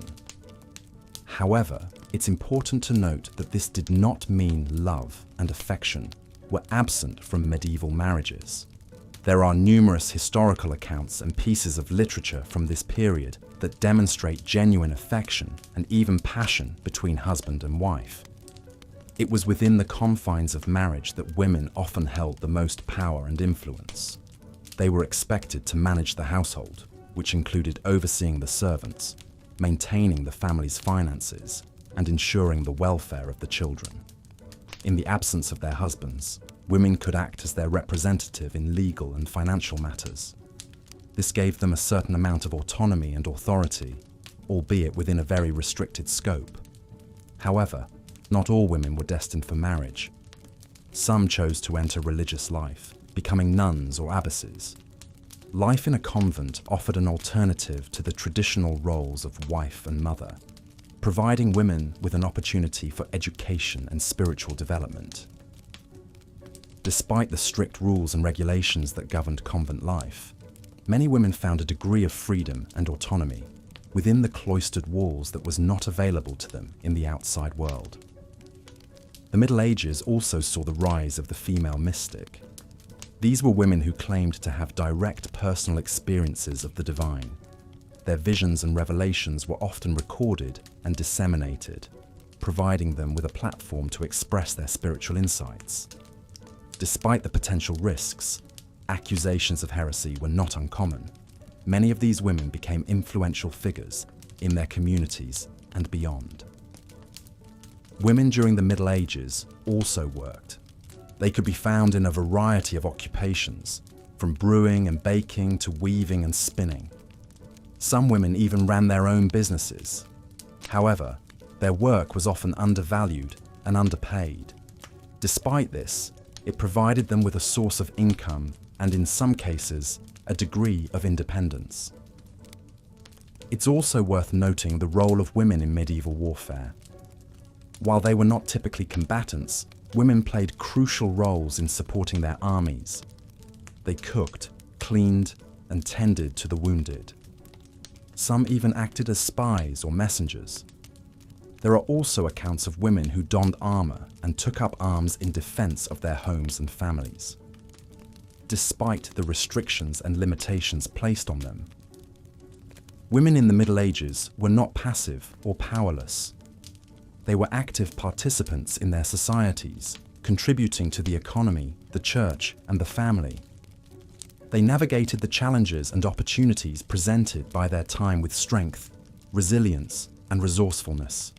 In conclusion, life for women in the Middle Ages was a complex interplay of societal expectations, religious beliefs, and personal agency. While their roles and opportunities were significantly constrained by the patriarchal norms of the time, they found ways to exercise power and influence within their given spheres. Whether as wives, mothers, nuns, mystics, workers, or warriors, women in the Middle Ages were integral to the functioning and survival of their societies.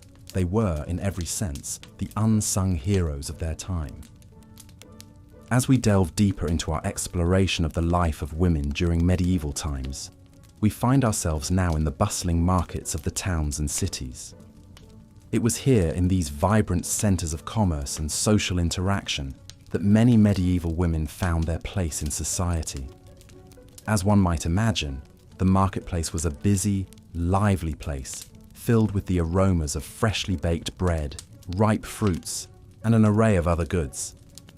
While the notion of the medieval period often conjures up images of women confined to the domestic sphere, in reality, quite a number of them were active participants in the economic life of their towns. Women could be found selling everything from food and drink to textiles, and even services such as laundry and nursing. They were bakers, brewers, butchers, and candlestick makers. Some women even managed inns or taverns. These women, often widows, were respected and integral members of their communities, capable of running a business and maintaining a household.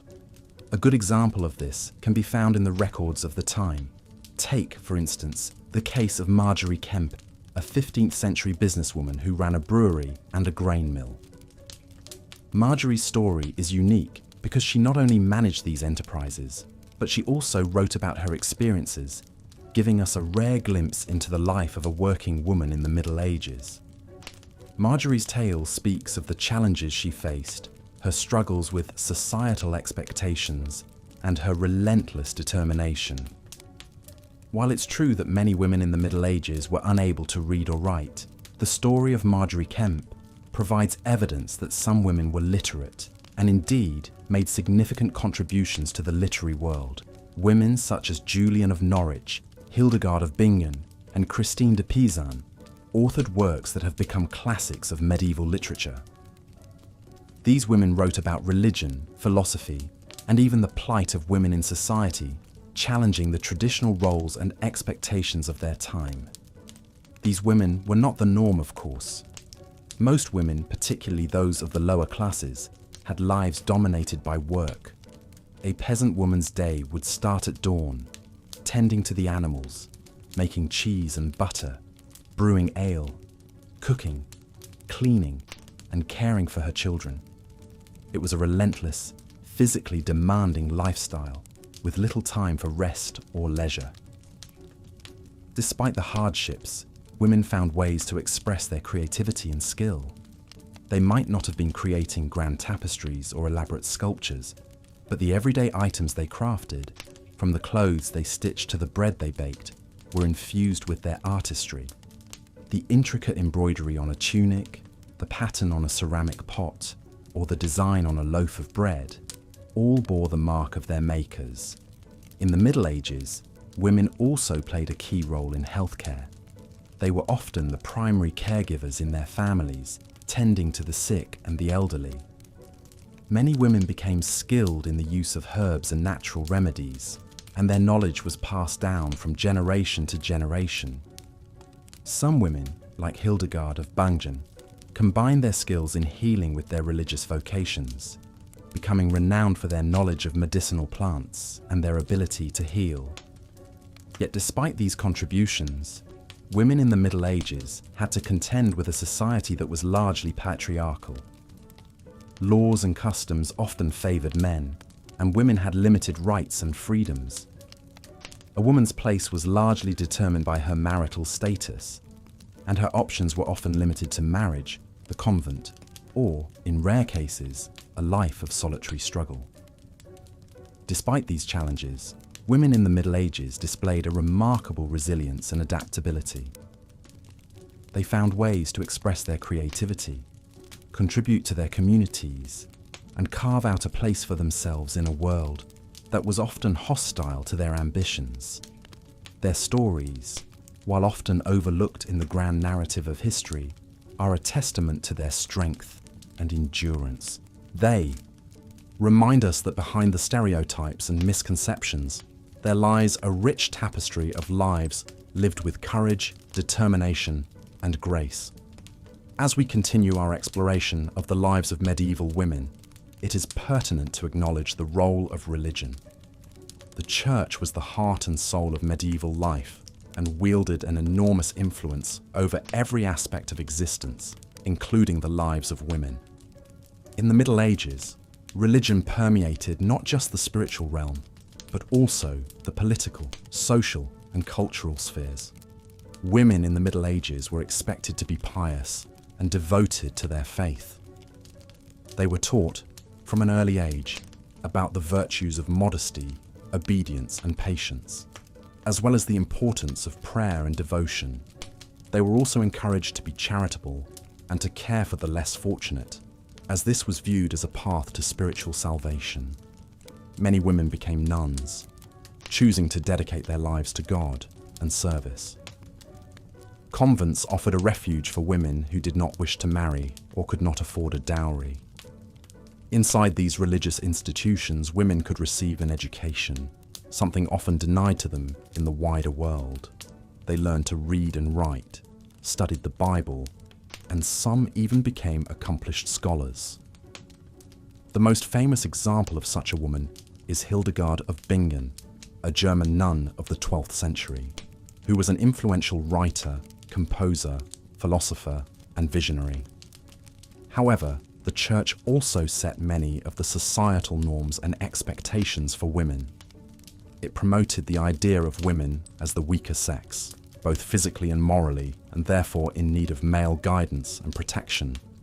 Women were often portrayed as either saints or sinners, with little room for anything in between. These stereotypes reinforced the subordinate status of women and limited their opportunities.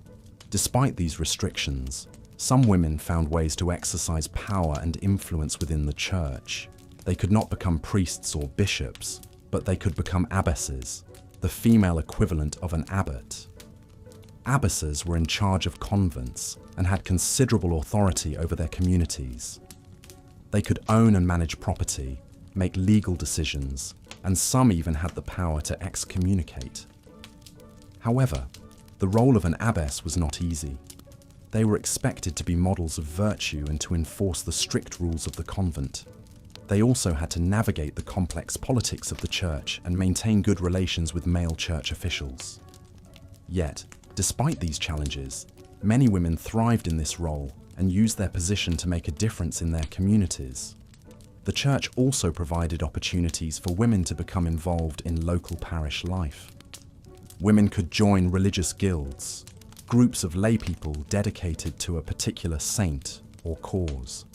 They could also participate in religious festivals and processions, which were major events in the medieval calendar. In these ways, women could contribute to the spiritual life of their community and gain a sense of purpose and belonging. Yet, it is also important to remember that not all women in the Middle Ages were devoutly religious. Some women were skeptical of the Church and its teachings, while others were accused of heresy or witchcraft. These women faced persecution and, in some cases, even execution. The Church's attitude towards these women reveals the darker side of medieval religion and its impact on women's lives. In conclusion, the Church played a crucial role in the lives of medieval women. It offered opportunities for education, service, and leadership, but it also imposed strict norms and expectations. Women navigated this complex landscape with resilience and ingenuity, carving out spaces of autonomy and influence within a patriarchal system. As we continue our journey through the Middle Ages, we will explore further the ways in which women negotiated their place in this fascinating period of history. As the night draws on, Let these stories of resilience and strength guide you into a peaceful slumber. As the night sky deepens and tranquility settles in, we continue our exploration of what life was like for women during the medieval times. We've covered aspects of their daily lives, their roles in society, religion, and the economy. And now we venture into an area that held significant importance throughout the medieval era: marriage and family life.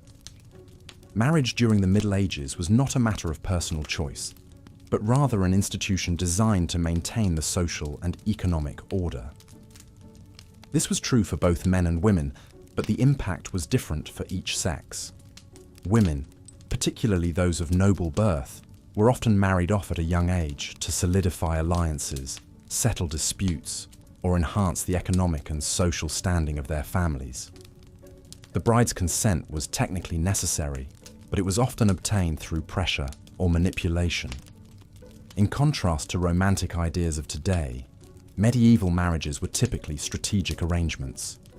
Love was not a prerequisite for marriage. It was hoped that it might develop over time. The notion of courtly love, a romantic ideal that extolled the virtues of chivalry and passion, was largely confined to literature and the arts, and did not have a substantial impact on the reality of marriage during this era. The bride would bring a dowry to the marriage, a collection of goods, property, or money that became the husband's upon marriage. This dowry system served not only as a form of economic security for the woman, but also as a way to attract desirable suitors. Once married, a woman's main duty was to bear children. The high infant mortality rate and the need for heirs meant that women were often pregnant. In addition to childbearing, women were expected to manage the household. This included tasks such as cooking, cleaning, and supervising servants, but also involved managing the finances and maintaining the estate in her husband's absence. Despite the constraints and challenges faced by medieval women, they were not passive or powerless. They held positions of influence within the household, and their work was vital to the survival and prosperity of their families. Moreover, some women were able to exercise power in other ways. For example, a widow could inherit her husband's property and title, and could wield considerable influence. The church also offered opportunities for women. While it's true that the medieval church was a patriarchal institution, it did offer women certain roles and positions of authority. Women could become nuns, and within the cloistered walls of a convent, they could study, write, and participate in intellectual and spiritual pursuits that were often denied to them in the secular world. At the end of the day, life for women in the Middle Ages was complex and varied. It was shaped by a multitude of factors, including social status, geographical location, and individual circumstances. Women faced many challenges, but they also found ways to navigate the complexities of their world. So, as we delve deeper into the night, let's reflect on the resilience, adaptability, and strength of these medieval women. Their stories, often hidden in the shadows of history, are an integral part of our shared past. As we continue to explore, we gain a more nuanced understanding of a time period that is often misunderstood and oversimplified. Each piece of knowledge not only brings us closer to understanding the past, but also provides us with insights into the present. As you drift further into sleep, let your mind wander through the ages. Imagine the castles and markets, the fields and forests, the bustling households and quiet convents. Picture the women who lived, worked, and dreamed within these spaces. Their lives, so different from our own, yet marked by the same hopes, fears, and desires that continue to shape our world today. Let these stories guide you into a peaceful slumber and awaken you with a deeper understanding and appreciation of our shared human history. In our exploration of the lives of women in medieval times, we've traversed various societal roles and expectations. we ventured into the realms of noble women and peasant women and uncovered the hard truths about their daily lives. As we drift deeper into the tapestry of history, we find ourselves now turning to the topic of love, marriage, and family life. Love, in the medieval age, was a multifaceted concept. It was a romantic ideal, a practical necessity, and a societal duty. For women, it was often a complex negotiation between personal feelings, societal expectations, and family obligations. In some cases, marriages were arranged by families to secure political alliances or economic benefits. In others, they were the result of mutual affection and personal choice. Despite the prevalence of arranged marriages in the upper classes, contemporary literature and historical records suggest that love and affection were not uncommon in medieval marriages. Once married, a woman's primary responsibilities were to manage the household and bear children. In noble families, these responsibilities could be extensive and complex, involving the management of large estates, servants, and intricate family politics. For peasant women, these tasks were more immediate and physical, involving hard labor in the fields and the home. Despite these differences, women in both classes were expected to be obedient to their husbands, a societal expectation that was enforced by both law and custom. Childbearing was considered one of the most important roles for a woman in medieval society. Women were expected to produce heirs, particularly in the upper classes, where the continuation of the family line was a matter of political and economic importance. They were also expected to provide for the physical, emotional, and spiritual well-being of their children. This included not only nursing and nurturing, but also educating and disciplining. In the context of family life, women in the medieval age also held a significant spiritual role. They were seen as the moral compass of the family, responsible for instilling Christian values in their children and maintaining the spiritual health of the household. This role was heavily influenced by the Church, which emphasized the importance of women's piety and moral virtue. The Church also played a significant role in shaping societal attitudes towards women and marriage. It promoted the idea of marriage as a sacred union, with the woman as a submissive partner. However, it also offered women some protections, such as the right to consent to marriage and the right to own property in their own name. Nevertheless, women's rights and freedoms were severely limited in comparison to men. They were subject to their husband's authority and had little legal recourse in cases of abuse or maltreatment. This was particularly true for women in the lower classes, who had fewer resources and less social standing to protect them. As we drift off into the comforting embrace of sleep, it is important to remember the bravery and resilience of these women. They navigated a world that was often harsh and unforgiving, carving out their own spaces of love, family, and faith within it. Despite the limitations imposed upon them, they found ways to express their individuality, their desires, and their dreams. And in doing so, they laid the groundwork for the freedoms and opportunities that women enjoy today. As we now transition into the next section, we will delve into the fascinating world of women's work during the medieval times. From the bustling markets to the quiet monasteries, we will uncover the many ways in which women contributed to the economic and cultural life of their societies. But for now, let us rest and rejuvenate, secure in the knowledge that we are continuing our journey through history together. Good night, dear listener, and sweet dreams. As we continue our exploration into the lives of women in the medieval period, we now turn our attention to an often overlooked aspect of their existence: the influence of religion and spirituality. Women's lives in the Middle Ages were deeply intertwined with the Church, which was a central pillar of medieval society. Not only did it provide spiritual guidance, but it also served as a regulator of social norms and moral standards. The Church taught that women, like men, were made in the image of God and were equally capable of achieving salvation. However, women were also seen as weaker, more prone to sin, and in need of protection. This belief stemmed from interpretations of the Bible, particularly the story of Adam and Eve, where Eve was depicted as being created from Adam's rib, suggesting a subordinate status.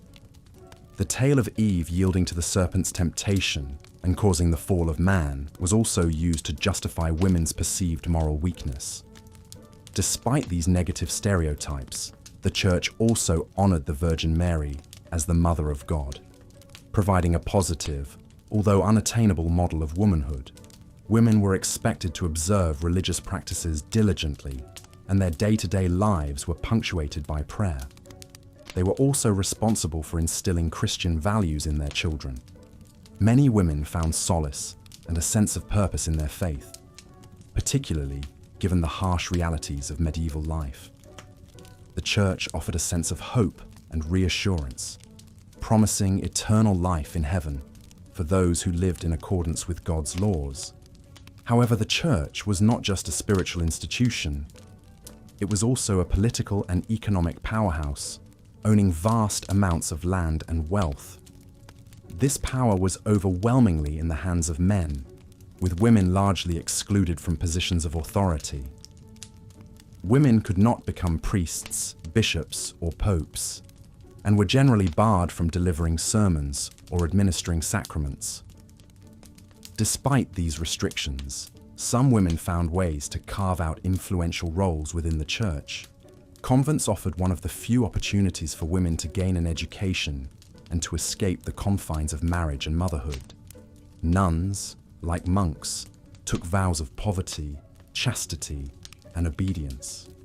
They devoted their lives to prayer and contemplation, but also undertook practical work such as nursing the sick, teaching, and making manuscripts.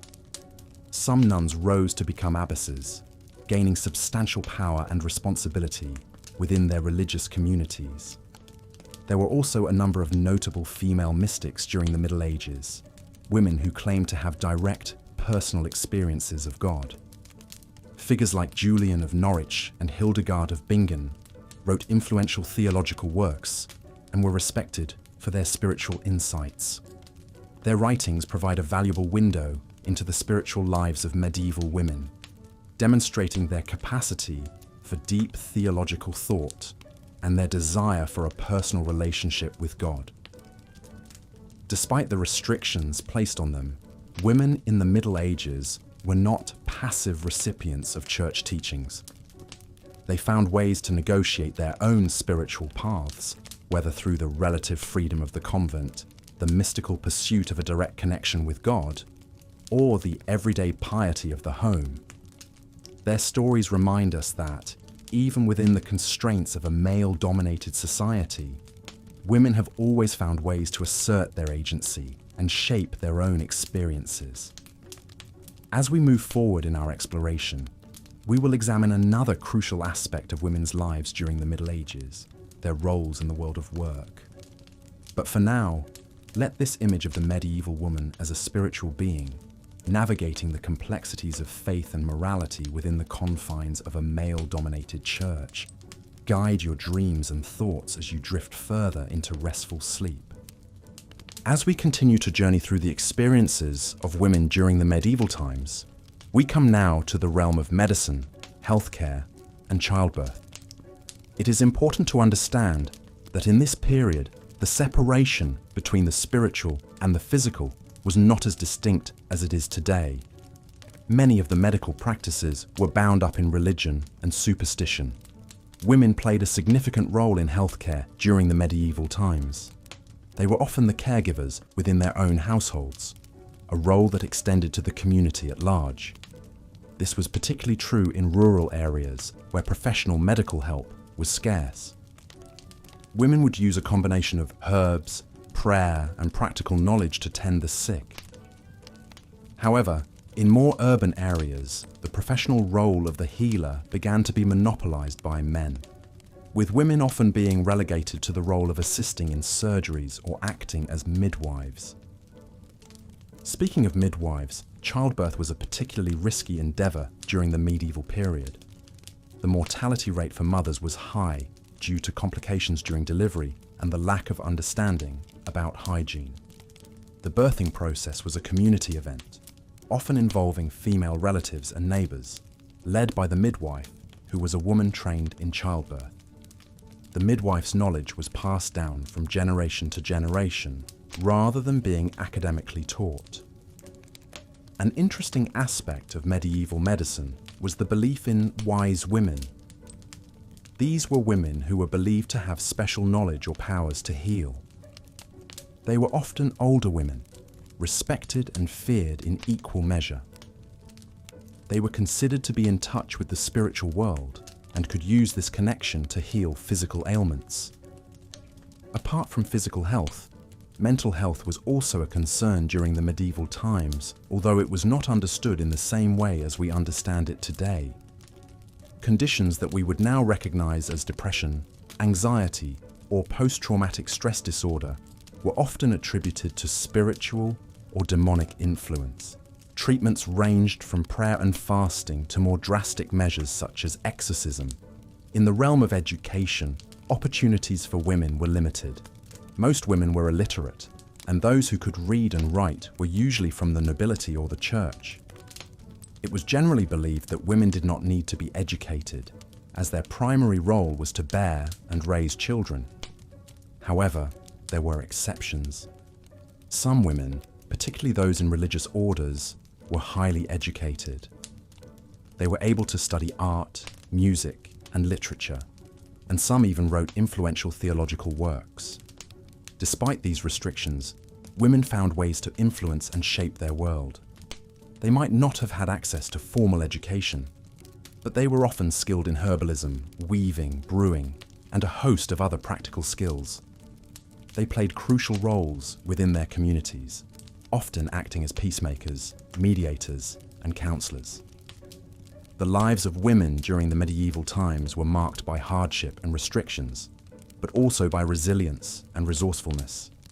They navigated a world that often undervalued them, finding ways to express their creativity, spirituality, and intellect within the constraints placed upon them. As we continue to navigate the experiences of women during this historical period, we will discover that their stories are not just tales of subjugation, but also narratives of resistance, innovation, and strength. In our next section, we will delve into the daily routines and social activities of women in the medieval times, providing a vivid glimpse into their everyday lives.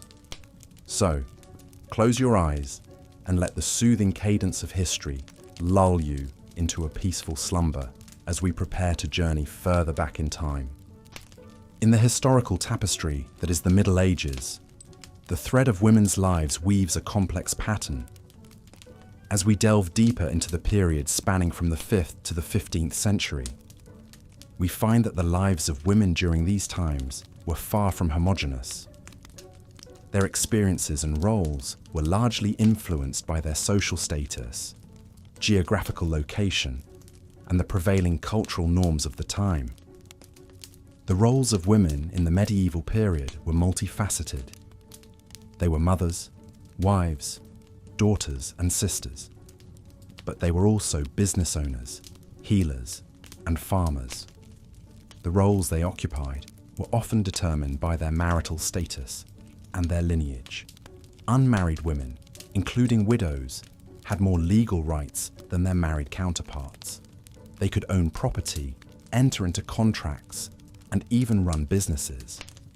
Understandably, these were significant roles that contributed to the economic fabric of the society. Married women, on the other hand, were expected to bear and raise children, maintain the household, and support their husbands' occupations.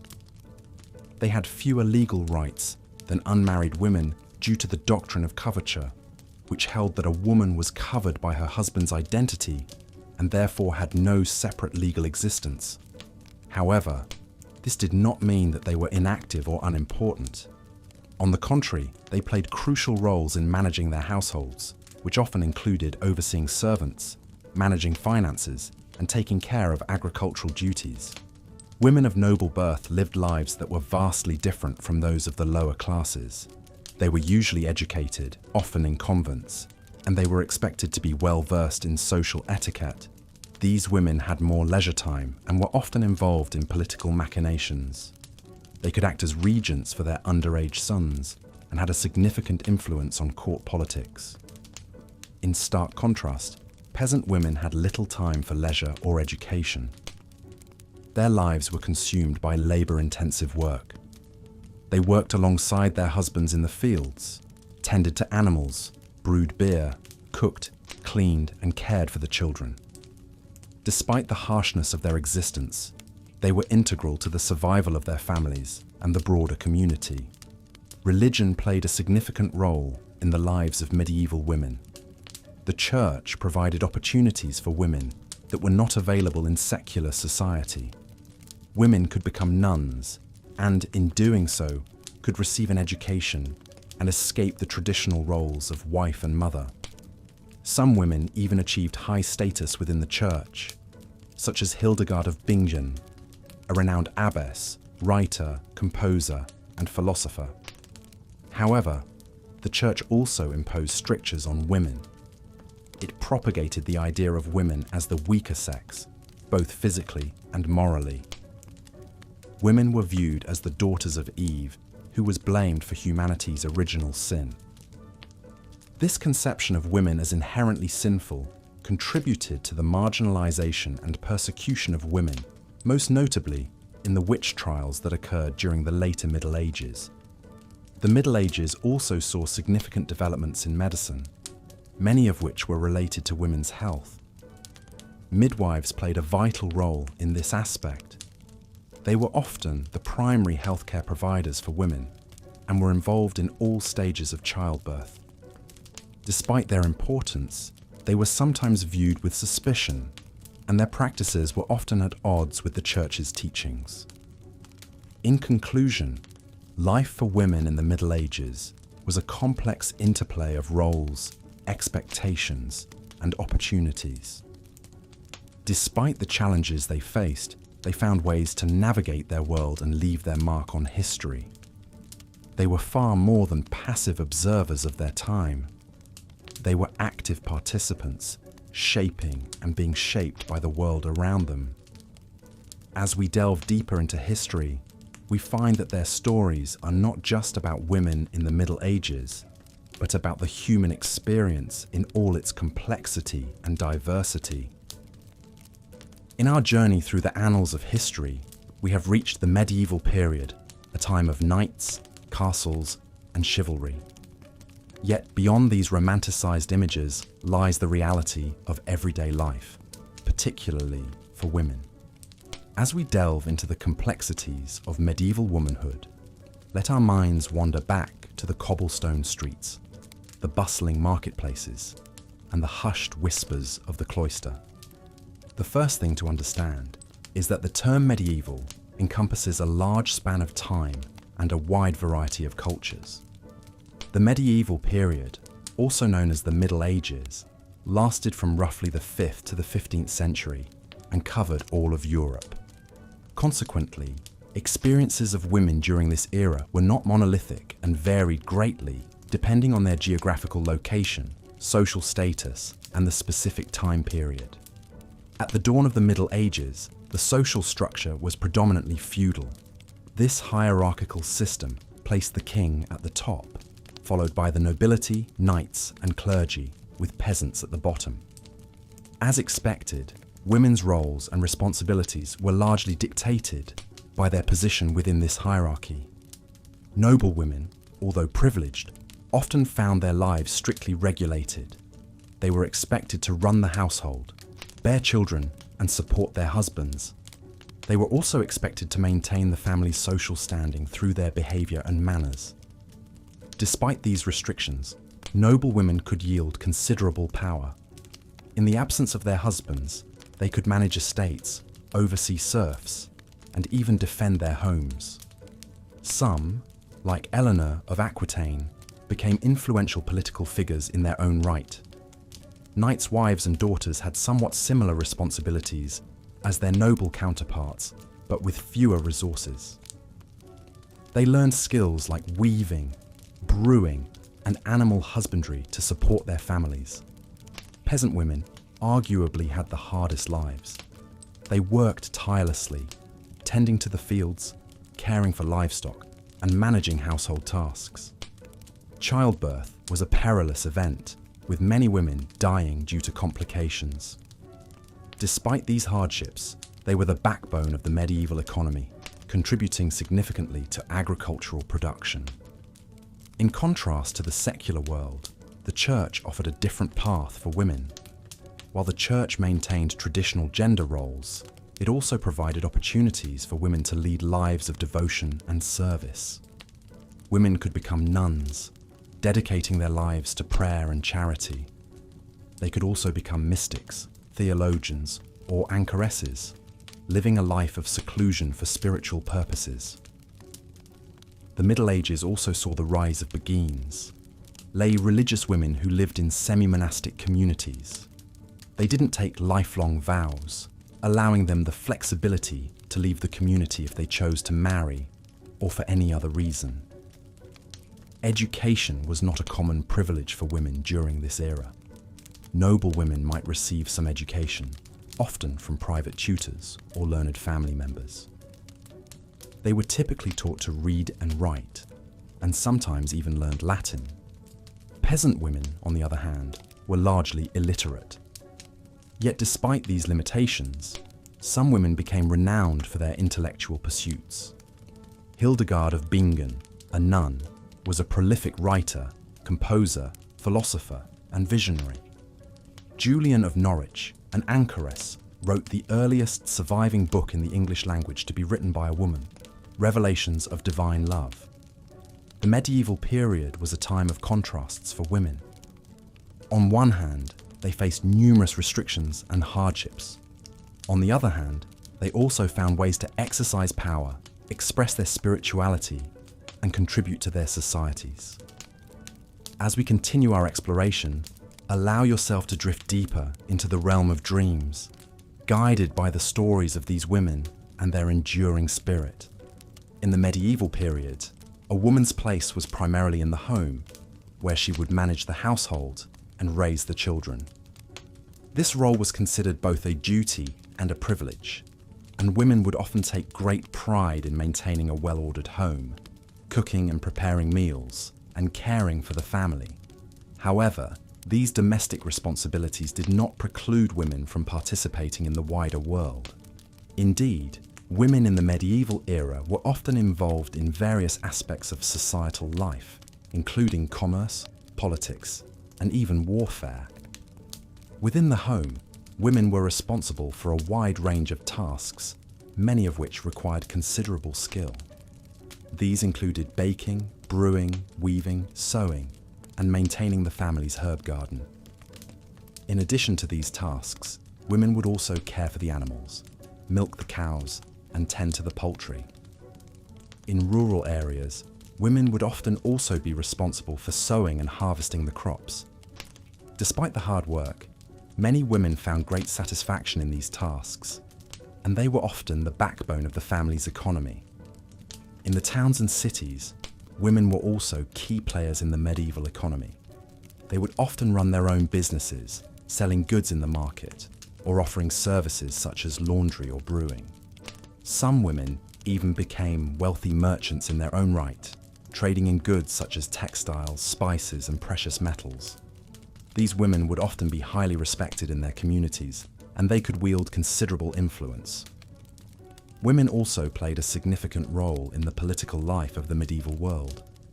They could inherit property and titles, and they often acted as regents for their underage sons or absent husbands. Some women rose to positions of great power, such as Eleanor of Aquitaine, who was Queen of both France and England, and Matilda of Tuscany, who was a key player in the politics of Italy. In times of war, women could also play a role. Some, like Joan of Arc, took up arms and led armies into battle. Others, like Berengaria of Navarre, accompanied their husbands on crusade and helped to administer their lands in their absence.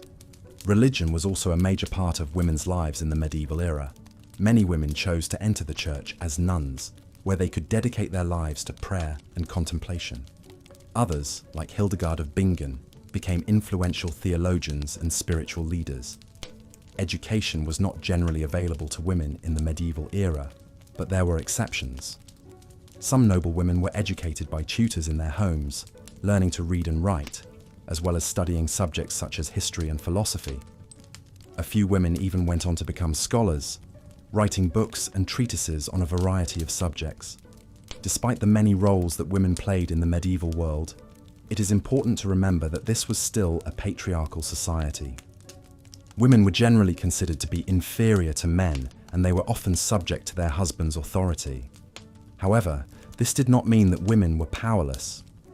They often found ways to exert influence and achieve their goals, whether through diplomacy, cunning, or force of personality.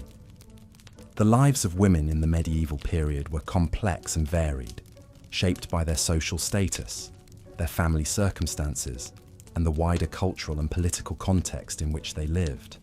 They faced many challenges, but they also had opportunities for influence and achievement. Their stories provide a fascinating insight into a world that was very different from our own, but also strikingly similar in many ways. As we delve further into the tapestry of medieval women's lives, we find ourselves in the realm of women in the workforce. It is a common misconception that women during this era were confined to their homes, performing only household chores. But in truth, women participated actively in the medieval economy, often managing their own businesses and trades. Consider the alehouse, a ubiquitous establishment in medieval towns. Brewing and selling ale was a trade dominated by women, known as alewives. These women had an intimate knowledge of fermentation processes and were skilled entrepreneurs. While men were off at war or labouring in the fields, alewives kept the ale flowing. An essential task given that ale was safer to drink than water in a time before modern sanitation. While these women did face criticism and suspicion, often depicted as deceitful or immoral in contemporary literature and art, their economic contribution was undeniable. Similarly, women were also heavily involved in textile production. Spinning, weaving, and sewing were considered women's work, and many women spun wool into yarn at home, a task so common it was often used as a metaphor for women's work in general. But beyond the home, there were also professional female weavers and seamstresses. Some women even ran their own textile workshops, managing apprentices and journeymen, just like their male counterparts. In the bustling markets of medieval towns and cities, women were a common sight. Many were market sellers, hawking everything from food to fabric. They set up their stalls in the market square, shouting out the quality of their goods to anyone who would listen. These women had to be shrewd negotiators, capable of haggling with the best of them. And in an era without standardized weights and measures, they also needed a keen eye to ensure they were not being cheated. But women's work was not confined to these traditionally female occupations. Records show that women worked in a wide variety of trades. There were female bakers, butchers, and fishmongers. There were women who worked in metal trades, as blacksmiths, silversmiths, and pewterers. Some women were even employed in construction, hauling water and bricks for the men who built the great cathedrals and castles of the era. Not all women were workers, though. There were also women of wealth and power. Noble women managed vast estates in their husband's absence, making decisions about crops, tenants, and finances. They were responsible for the welfare of the people living on their lands, and their decisions could mean the difference between prosperity and famine. These women had to be skilled administrators and diplomats, navigating the complex social and political waters of the medieval world. Women also found opportunities in the church. Some became nuns, devoting their lives to prayer and service. Convents could offer a life of relative freedom and intellectual stimulation, where women could study, write, and engage in scholarly debate. Some nuns became influential figures in their own right, like Hildegard of Bingen, a German nun who was a renowned composer, philosopher, and visionary. But life was not always easy for these working women. They were paid less than men, and their work was often undervalued. They faced restrictions on their ability to own property or enter into contracts, and they lived in a world where their worth was often defined by their ability to bear children. Yet despite these challenges, they persevered, carving out lives of dignity and purpose. As we reflect on the lives of these medieval women, we are reminded of the diversity and complexity of women's experiences throughout history. They were not just passive figures confined to the domestic sphere. They were workers, entrepreneurs, managers, and scholars. They were active contributors to the economic, social, and cultural life of their communities. And their stories continue to inspire us today as we strive for a world in which all women are valued for their talents and contributions. So, as we drift into the realm of dreams, let us carry with us the image of these remarkable women, the alewives with their bubbling brews, the market sellers with their colourful stalls, the noblewomen with their sprawling estates, and the nuns with their quiet devotion. Let their stories resonate with us, reminding us of the resilience and strength of women throughout the ages. As we close our eyes and surrender to sleep, let us honour these women of the past, and all the women who continue to shape our world today. Good night. As we delve further into the life of women during the medieval times, it becomes increasingly clear that their roles, responsibilities, and experiences were as diverse as they were complex. In this section, we shall explore the lives of women who lived under the feudal system, their involvement in the church, and the ways education and literacy shaped their existence. In feudal societies, women's lives were largely dictated by their social standing. At the very top of the hierarchy were noblewomen who enjoyed certain privileges and responsibilities. They were generally married off at a young age, often for political reasons, or to forge alliances among noble families. Despite the political nature of these marriages, it would be erroneous to assume that noblewomen were merely pawns in these transactions. Many noblewomen played active roles in managing their estates, particularly when their husbands were away, which was often the case during wars or crusades. These women were not only responsible for overseeing the day-to-day operations of the estate, but also for making important decisions that could impact their families and dependents. This gave them a certain degree of power and influence, although it was always within the confines of a patriarchal society. On the other hand, peasant women, who made up a significant portion of the population, lived a life of hard labour. They worked alongside men in the fields, tended to animals, and cared for the household. Their days were long, and their work was physically demanding. Despite their arduous lives, peasant women, like their noble counterparts, also had a certain level of autonomy. They were integral to the survival of their families and communities, not just as wives, mothers, and daughters, but also as workers and providers. The church, too, played a crucial role in the lives of medieval women. While the church's teachings reinforced societal expectations of women as subservient and morally weaker than men, it also provided opportunities for women to lead spiritual lives. Women could become nuns, taking vows of poverty, chastity, and obedience, and devoting their lives to prayer and service. Convents often served as places of education for women, where they could learn to read and write, and gain knowledge about religion, medicine, and other subjects. Some women, like Hildegard of Bingen and Julian of Norwich, became influential figures within the church, contributing to theological discourse and leaving behind important works of spiritual literature. Education and literacy were generally limited to the upper classes and the clergy, but there were exceptions. In some areas, particularly in towns and cities, girls might have attended schools run by the church or received private lessons from tutors. Women who were literate often used their skills to manage household accounts, correspond with relatives or business associates, and read for pleasure or spiritual edification. While the majority of women in the Middle Ages were likely illiterate, those who had access to education could exert a certain level of influence within their families and communities.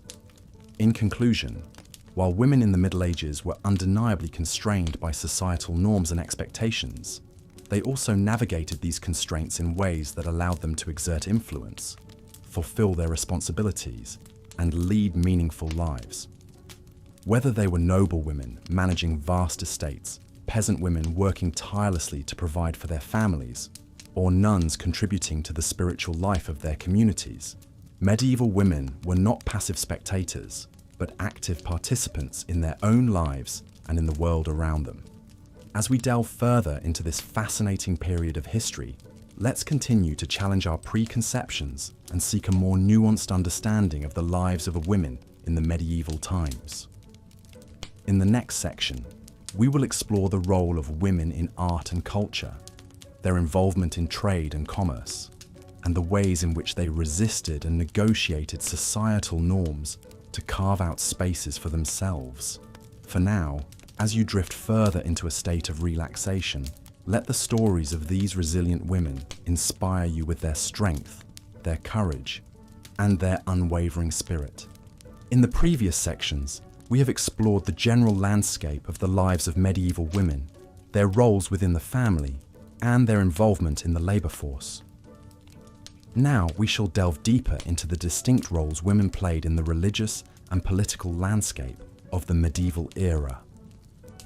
The church was an integral part of medieval society, and women played a significant role in various religious capacities, though their involvement was often overlooked or underestimated. Many women served as nuns, devoting their lives to the pursuit of spirituality. The convent provided a refuge for women from the hardships of the outside world, and for some, it was a space for intellectual growth and personal development. A notable example is Hildegard of Bingen, a German abbess who made significant contributions to music, botany, and theology in the 12th century. Her works are still respected and studied today, and she was ultimately canonized as a saint. Yet the church was not an entirely egalitarian institution. Women were often barred from serving as priests or bishops. They could not give sermons, and their access to religious texts was limited. This did not stop some women from challenging these restrictions. Women like Julian of Norwich and Margery Kempe used mystical experiences as a platform to share their spiritual insights. They wrote about their visions and ideas, taking on the role of spiritual guides, despite the limitations imposed on them. In the political sphere, women's roles were even more complex.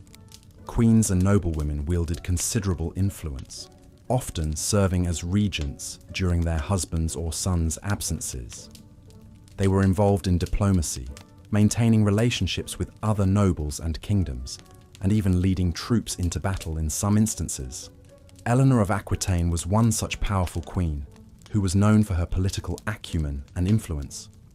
As the queen of both France and England at different times, she played a pivotal role in shaping the politics of the 12th century. However, their political power often hinged on their relationships with men. When their husbands or sons were present, these women were expected to step back into a supporting role. Yet, they were often the power behind the throne, quietly influencing decisions and shaping policy. Common women, on the other hand, had less political influence. They could not hold office or vote, and their voices were often silenced in political matters. However, they still found ways to make their influence felt. Women participated in revolts, petitioned their lords for justice, and even formed guilds to protect their interests.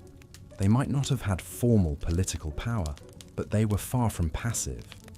It is important to remember that the experiences of women in the Middle Ages were diverse. While some women were cloistered nuns, others were powerful queens. Some were artisans and labourers, others were wives and mothers. They faced restrictions and challenges, but they also found ways to navigate these limitations and make their voices heard. In religion and politics, as in every aspect of medieval life, women were active participants, shaping the world around them in ways both seen and unseen. In the next section, we will delve into the cultural and social lives of medieval women, exploring their roles as patrons of the arts, their involvement in the world of fashion, and their participation in popular pastimes.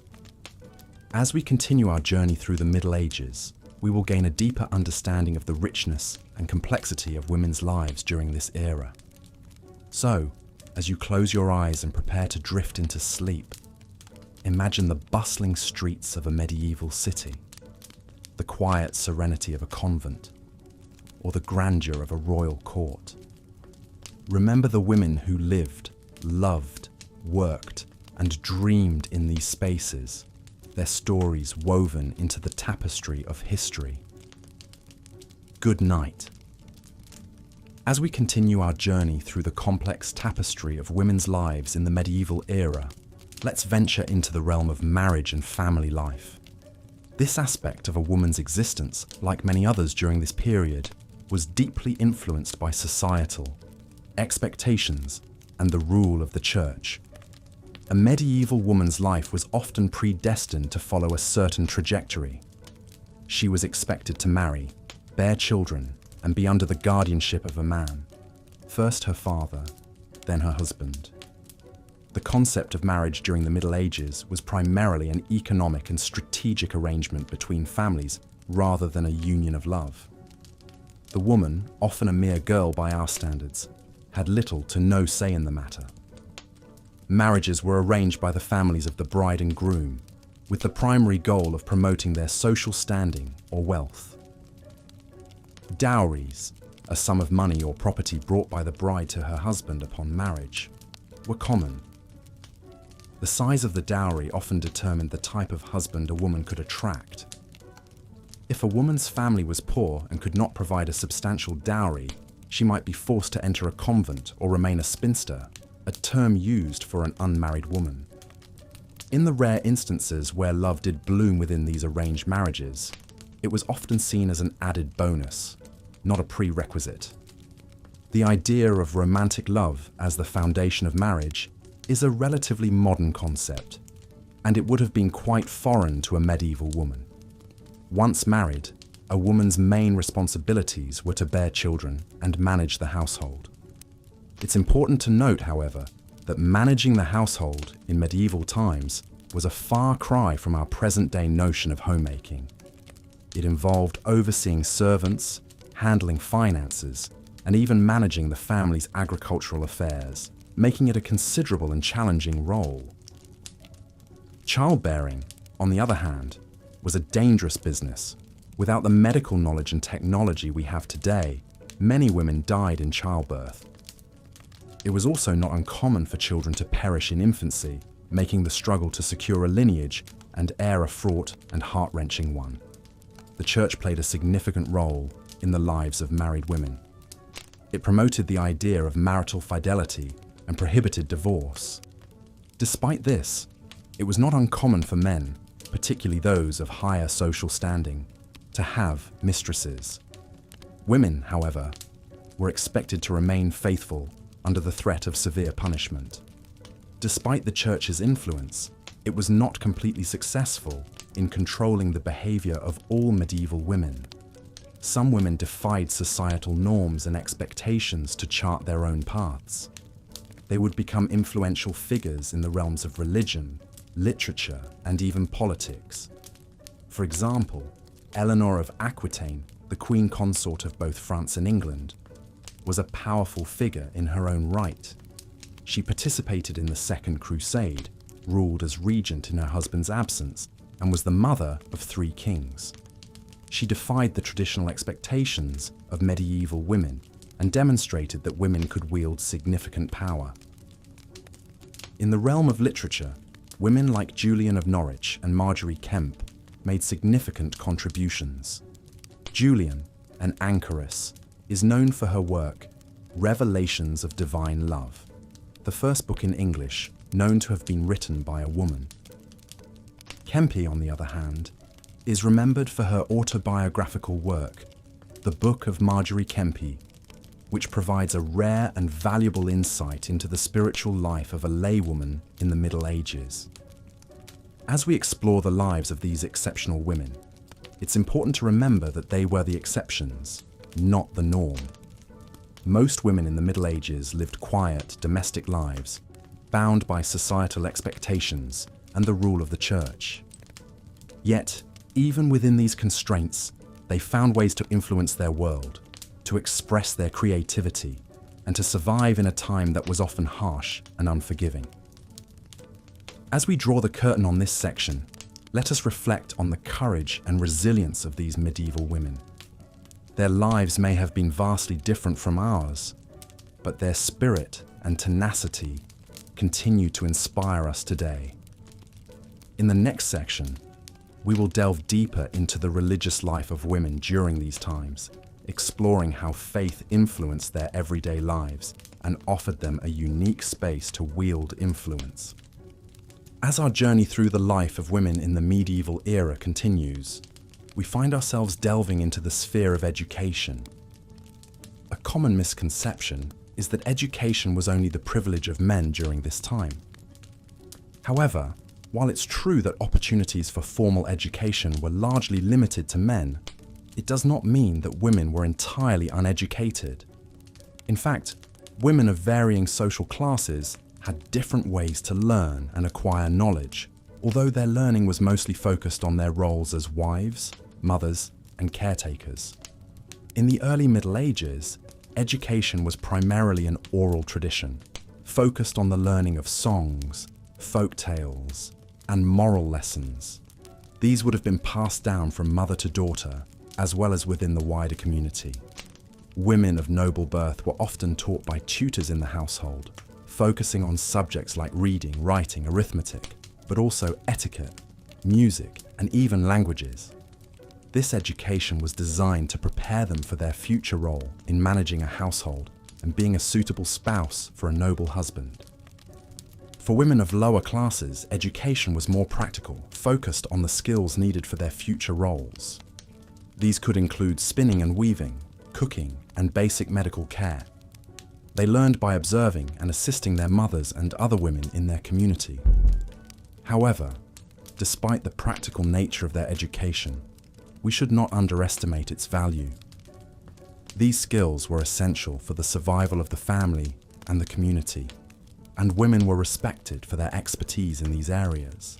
In the monastic life, education for women reached a different level.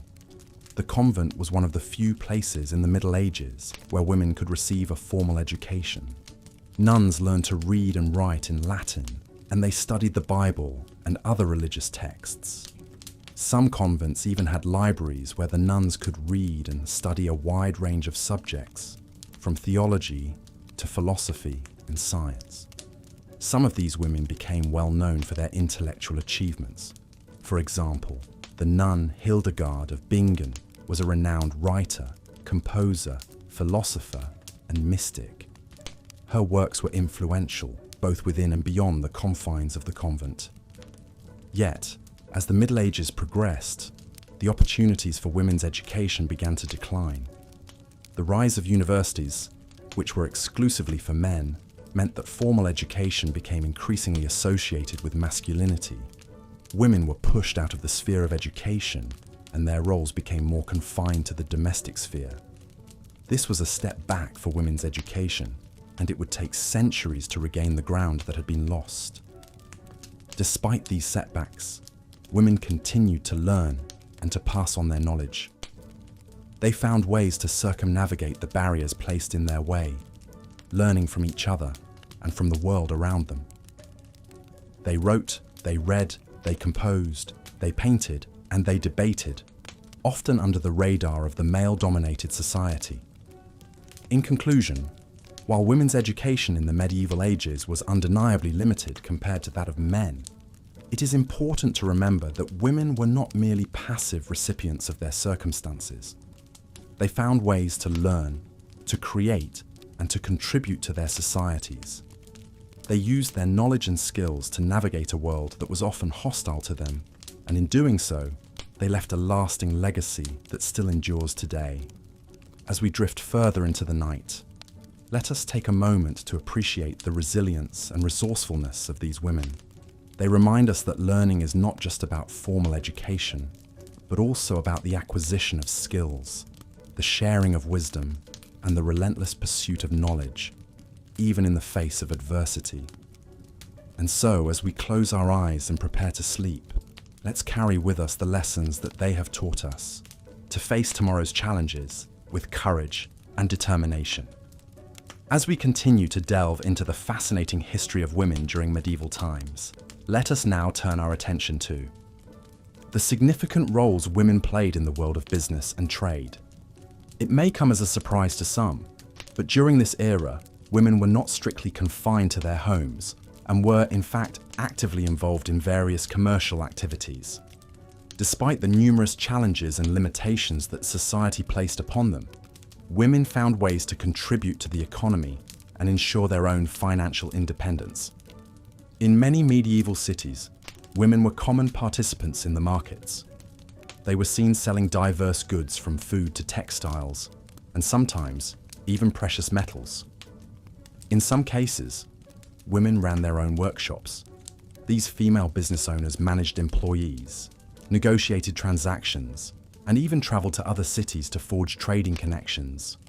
This was not a small feat, considering the societal constraints that typically limited women's mobility and independence. Perhaps one of the most well-known examples of a successful businesswoman was Dame Juliana Berners. Berners was a 15th century Englishwoman who was rumoured to be the prioress of the Priory of St Mary of Sopwell in Hertfordshire. Aside from her religious duties, Berners was also a prolific writer and businesswoman. She wrote extensively on different subjects such as heraldry, hawking, and hunting. Moreover, she was known for her printing business, which was quite a rarity for women at that time. The guild system also played an essential role in enabling women to participate in commerce. Guilds were associations of artisans or merchants who controlled the practice of their craft in a particular town. Women could become members of these guilds and benefit from the protection and support they offered. In some places, there were even guilds that were specifically for women. These guilds were usually associated with feminine crafts, such as spinning, weaving, or brewing. However, it is important to note that not all women had equal opportunities in the world of business. Women of the lower classes, for example, were often limited to selling goods in the market or working as labourers in workshops. In contrast, women from the upper classes had the resources and connections to establish more lucrative businesses. Moreover, widows had more opportunities compared to other women. This was because, under the law, a widow could inherit her husband's property and continue his business. Many widows took advantage of this and became successful businesswomen in their own right. They were able to maintain their independence and secure a comfortable life for themselves and their children. There were also women who chose to become alewives or female brewers. This was a popular choice because brewing was a task that could be done at home while also attending to other domestic responsibilities. However, alewives often faced negative stereotypes and were frequently accused of dishonest practices. Despite these challenges, the role of women in the medieval economy should not be downplayed. Their contribution was crucial in maintaining the economic stability of their households and communities. There were even instances when women's earnings were the primary source of income for their families. As we have seen, the life of a woman in medieval times was not an easy one. Yet, they found ways to navigate the constraints of their society and carve out their own paths. Whether they were queens, nuns, peasants, or businesswomen, they played pivotal roles in the shaping of their world. Their stories, albeit often overlooked, are an essential part of our history and deserve to be remembered and celebrated. As we slowly drift off to sleep, let us reflect on these brave and resilient women.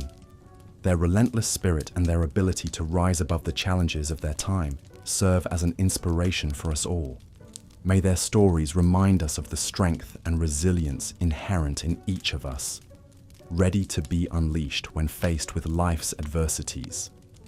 With that thought, let us continue to journey through the realm of dreams, guided by the tales of these remarkable medieval women. As we delve deeper into the complex tapestry of medieval life for women, it is essential to recognize the role of religion, which was both a source of comfort and a cause of suffering. The Christian Church was the dominant religious institution during the Middle Ages, and it wielded significant influence over all aspects of life, including the lives of women. The Church provided some opportunities for women, such as the chance to serve as nuns or abbesses in convents, but it also imposed severe restrictions. Women who chose to devote their lives to religion were expected to live in accordance with strict rules of chastity, obedience, and poverty. They were also often required to cut off contact with the outside world, including their families.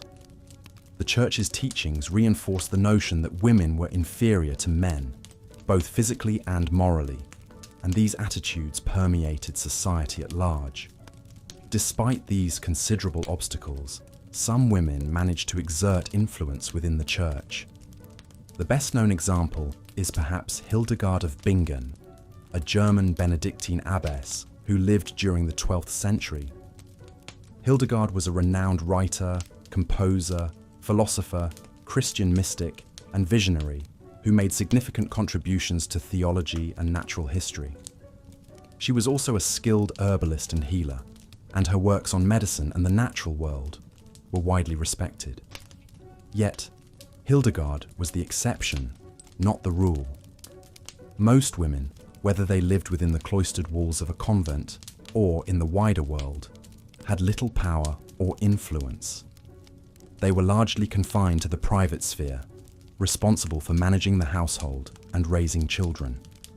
The drudgery of their daily lives was punctuated by frequent childbirth, which was both physically exhausting and dangerous. Maternal mortality rates were high, and many women lived in fear of dying in childbirth. Despite these hardships, women found ways to express themselves creatively. They spun stories and songs, created beautiful tapestries and embroidery, and even wrote poetry.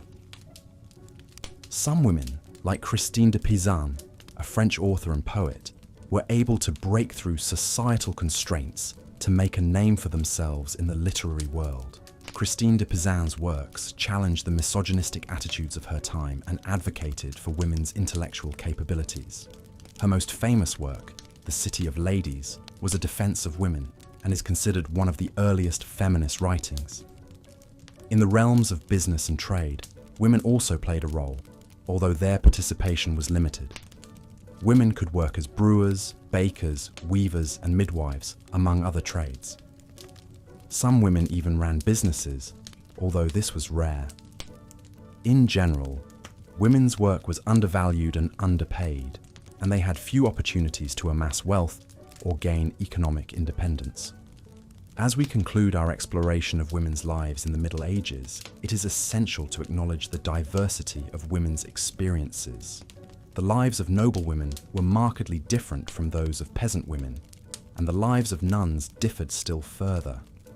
Women's experiences were shaped not only by their gender, but also by their social class, geographical location, and personal circumstances.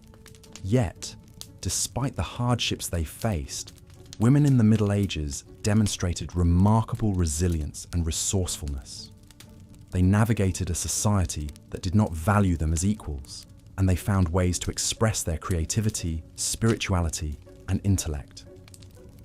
They cared for their families, ran households, worked, and even ruled. Their stories, often overlooked in conventional histories, provide us with a richer, more nuanced understanding of the Middle Ages.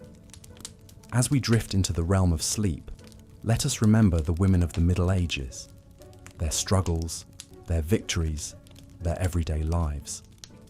Let us honor their resilience, their creativity, and their strength. They were not just passive spectators to history, they were active participants, shaping the world around them in ways both small and significant. Their legacy lives on, echoing through the centuries and touching our lives today.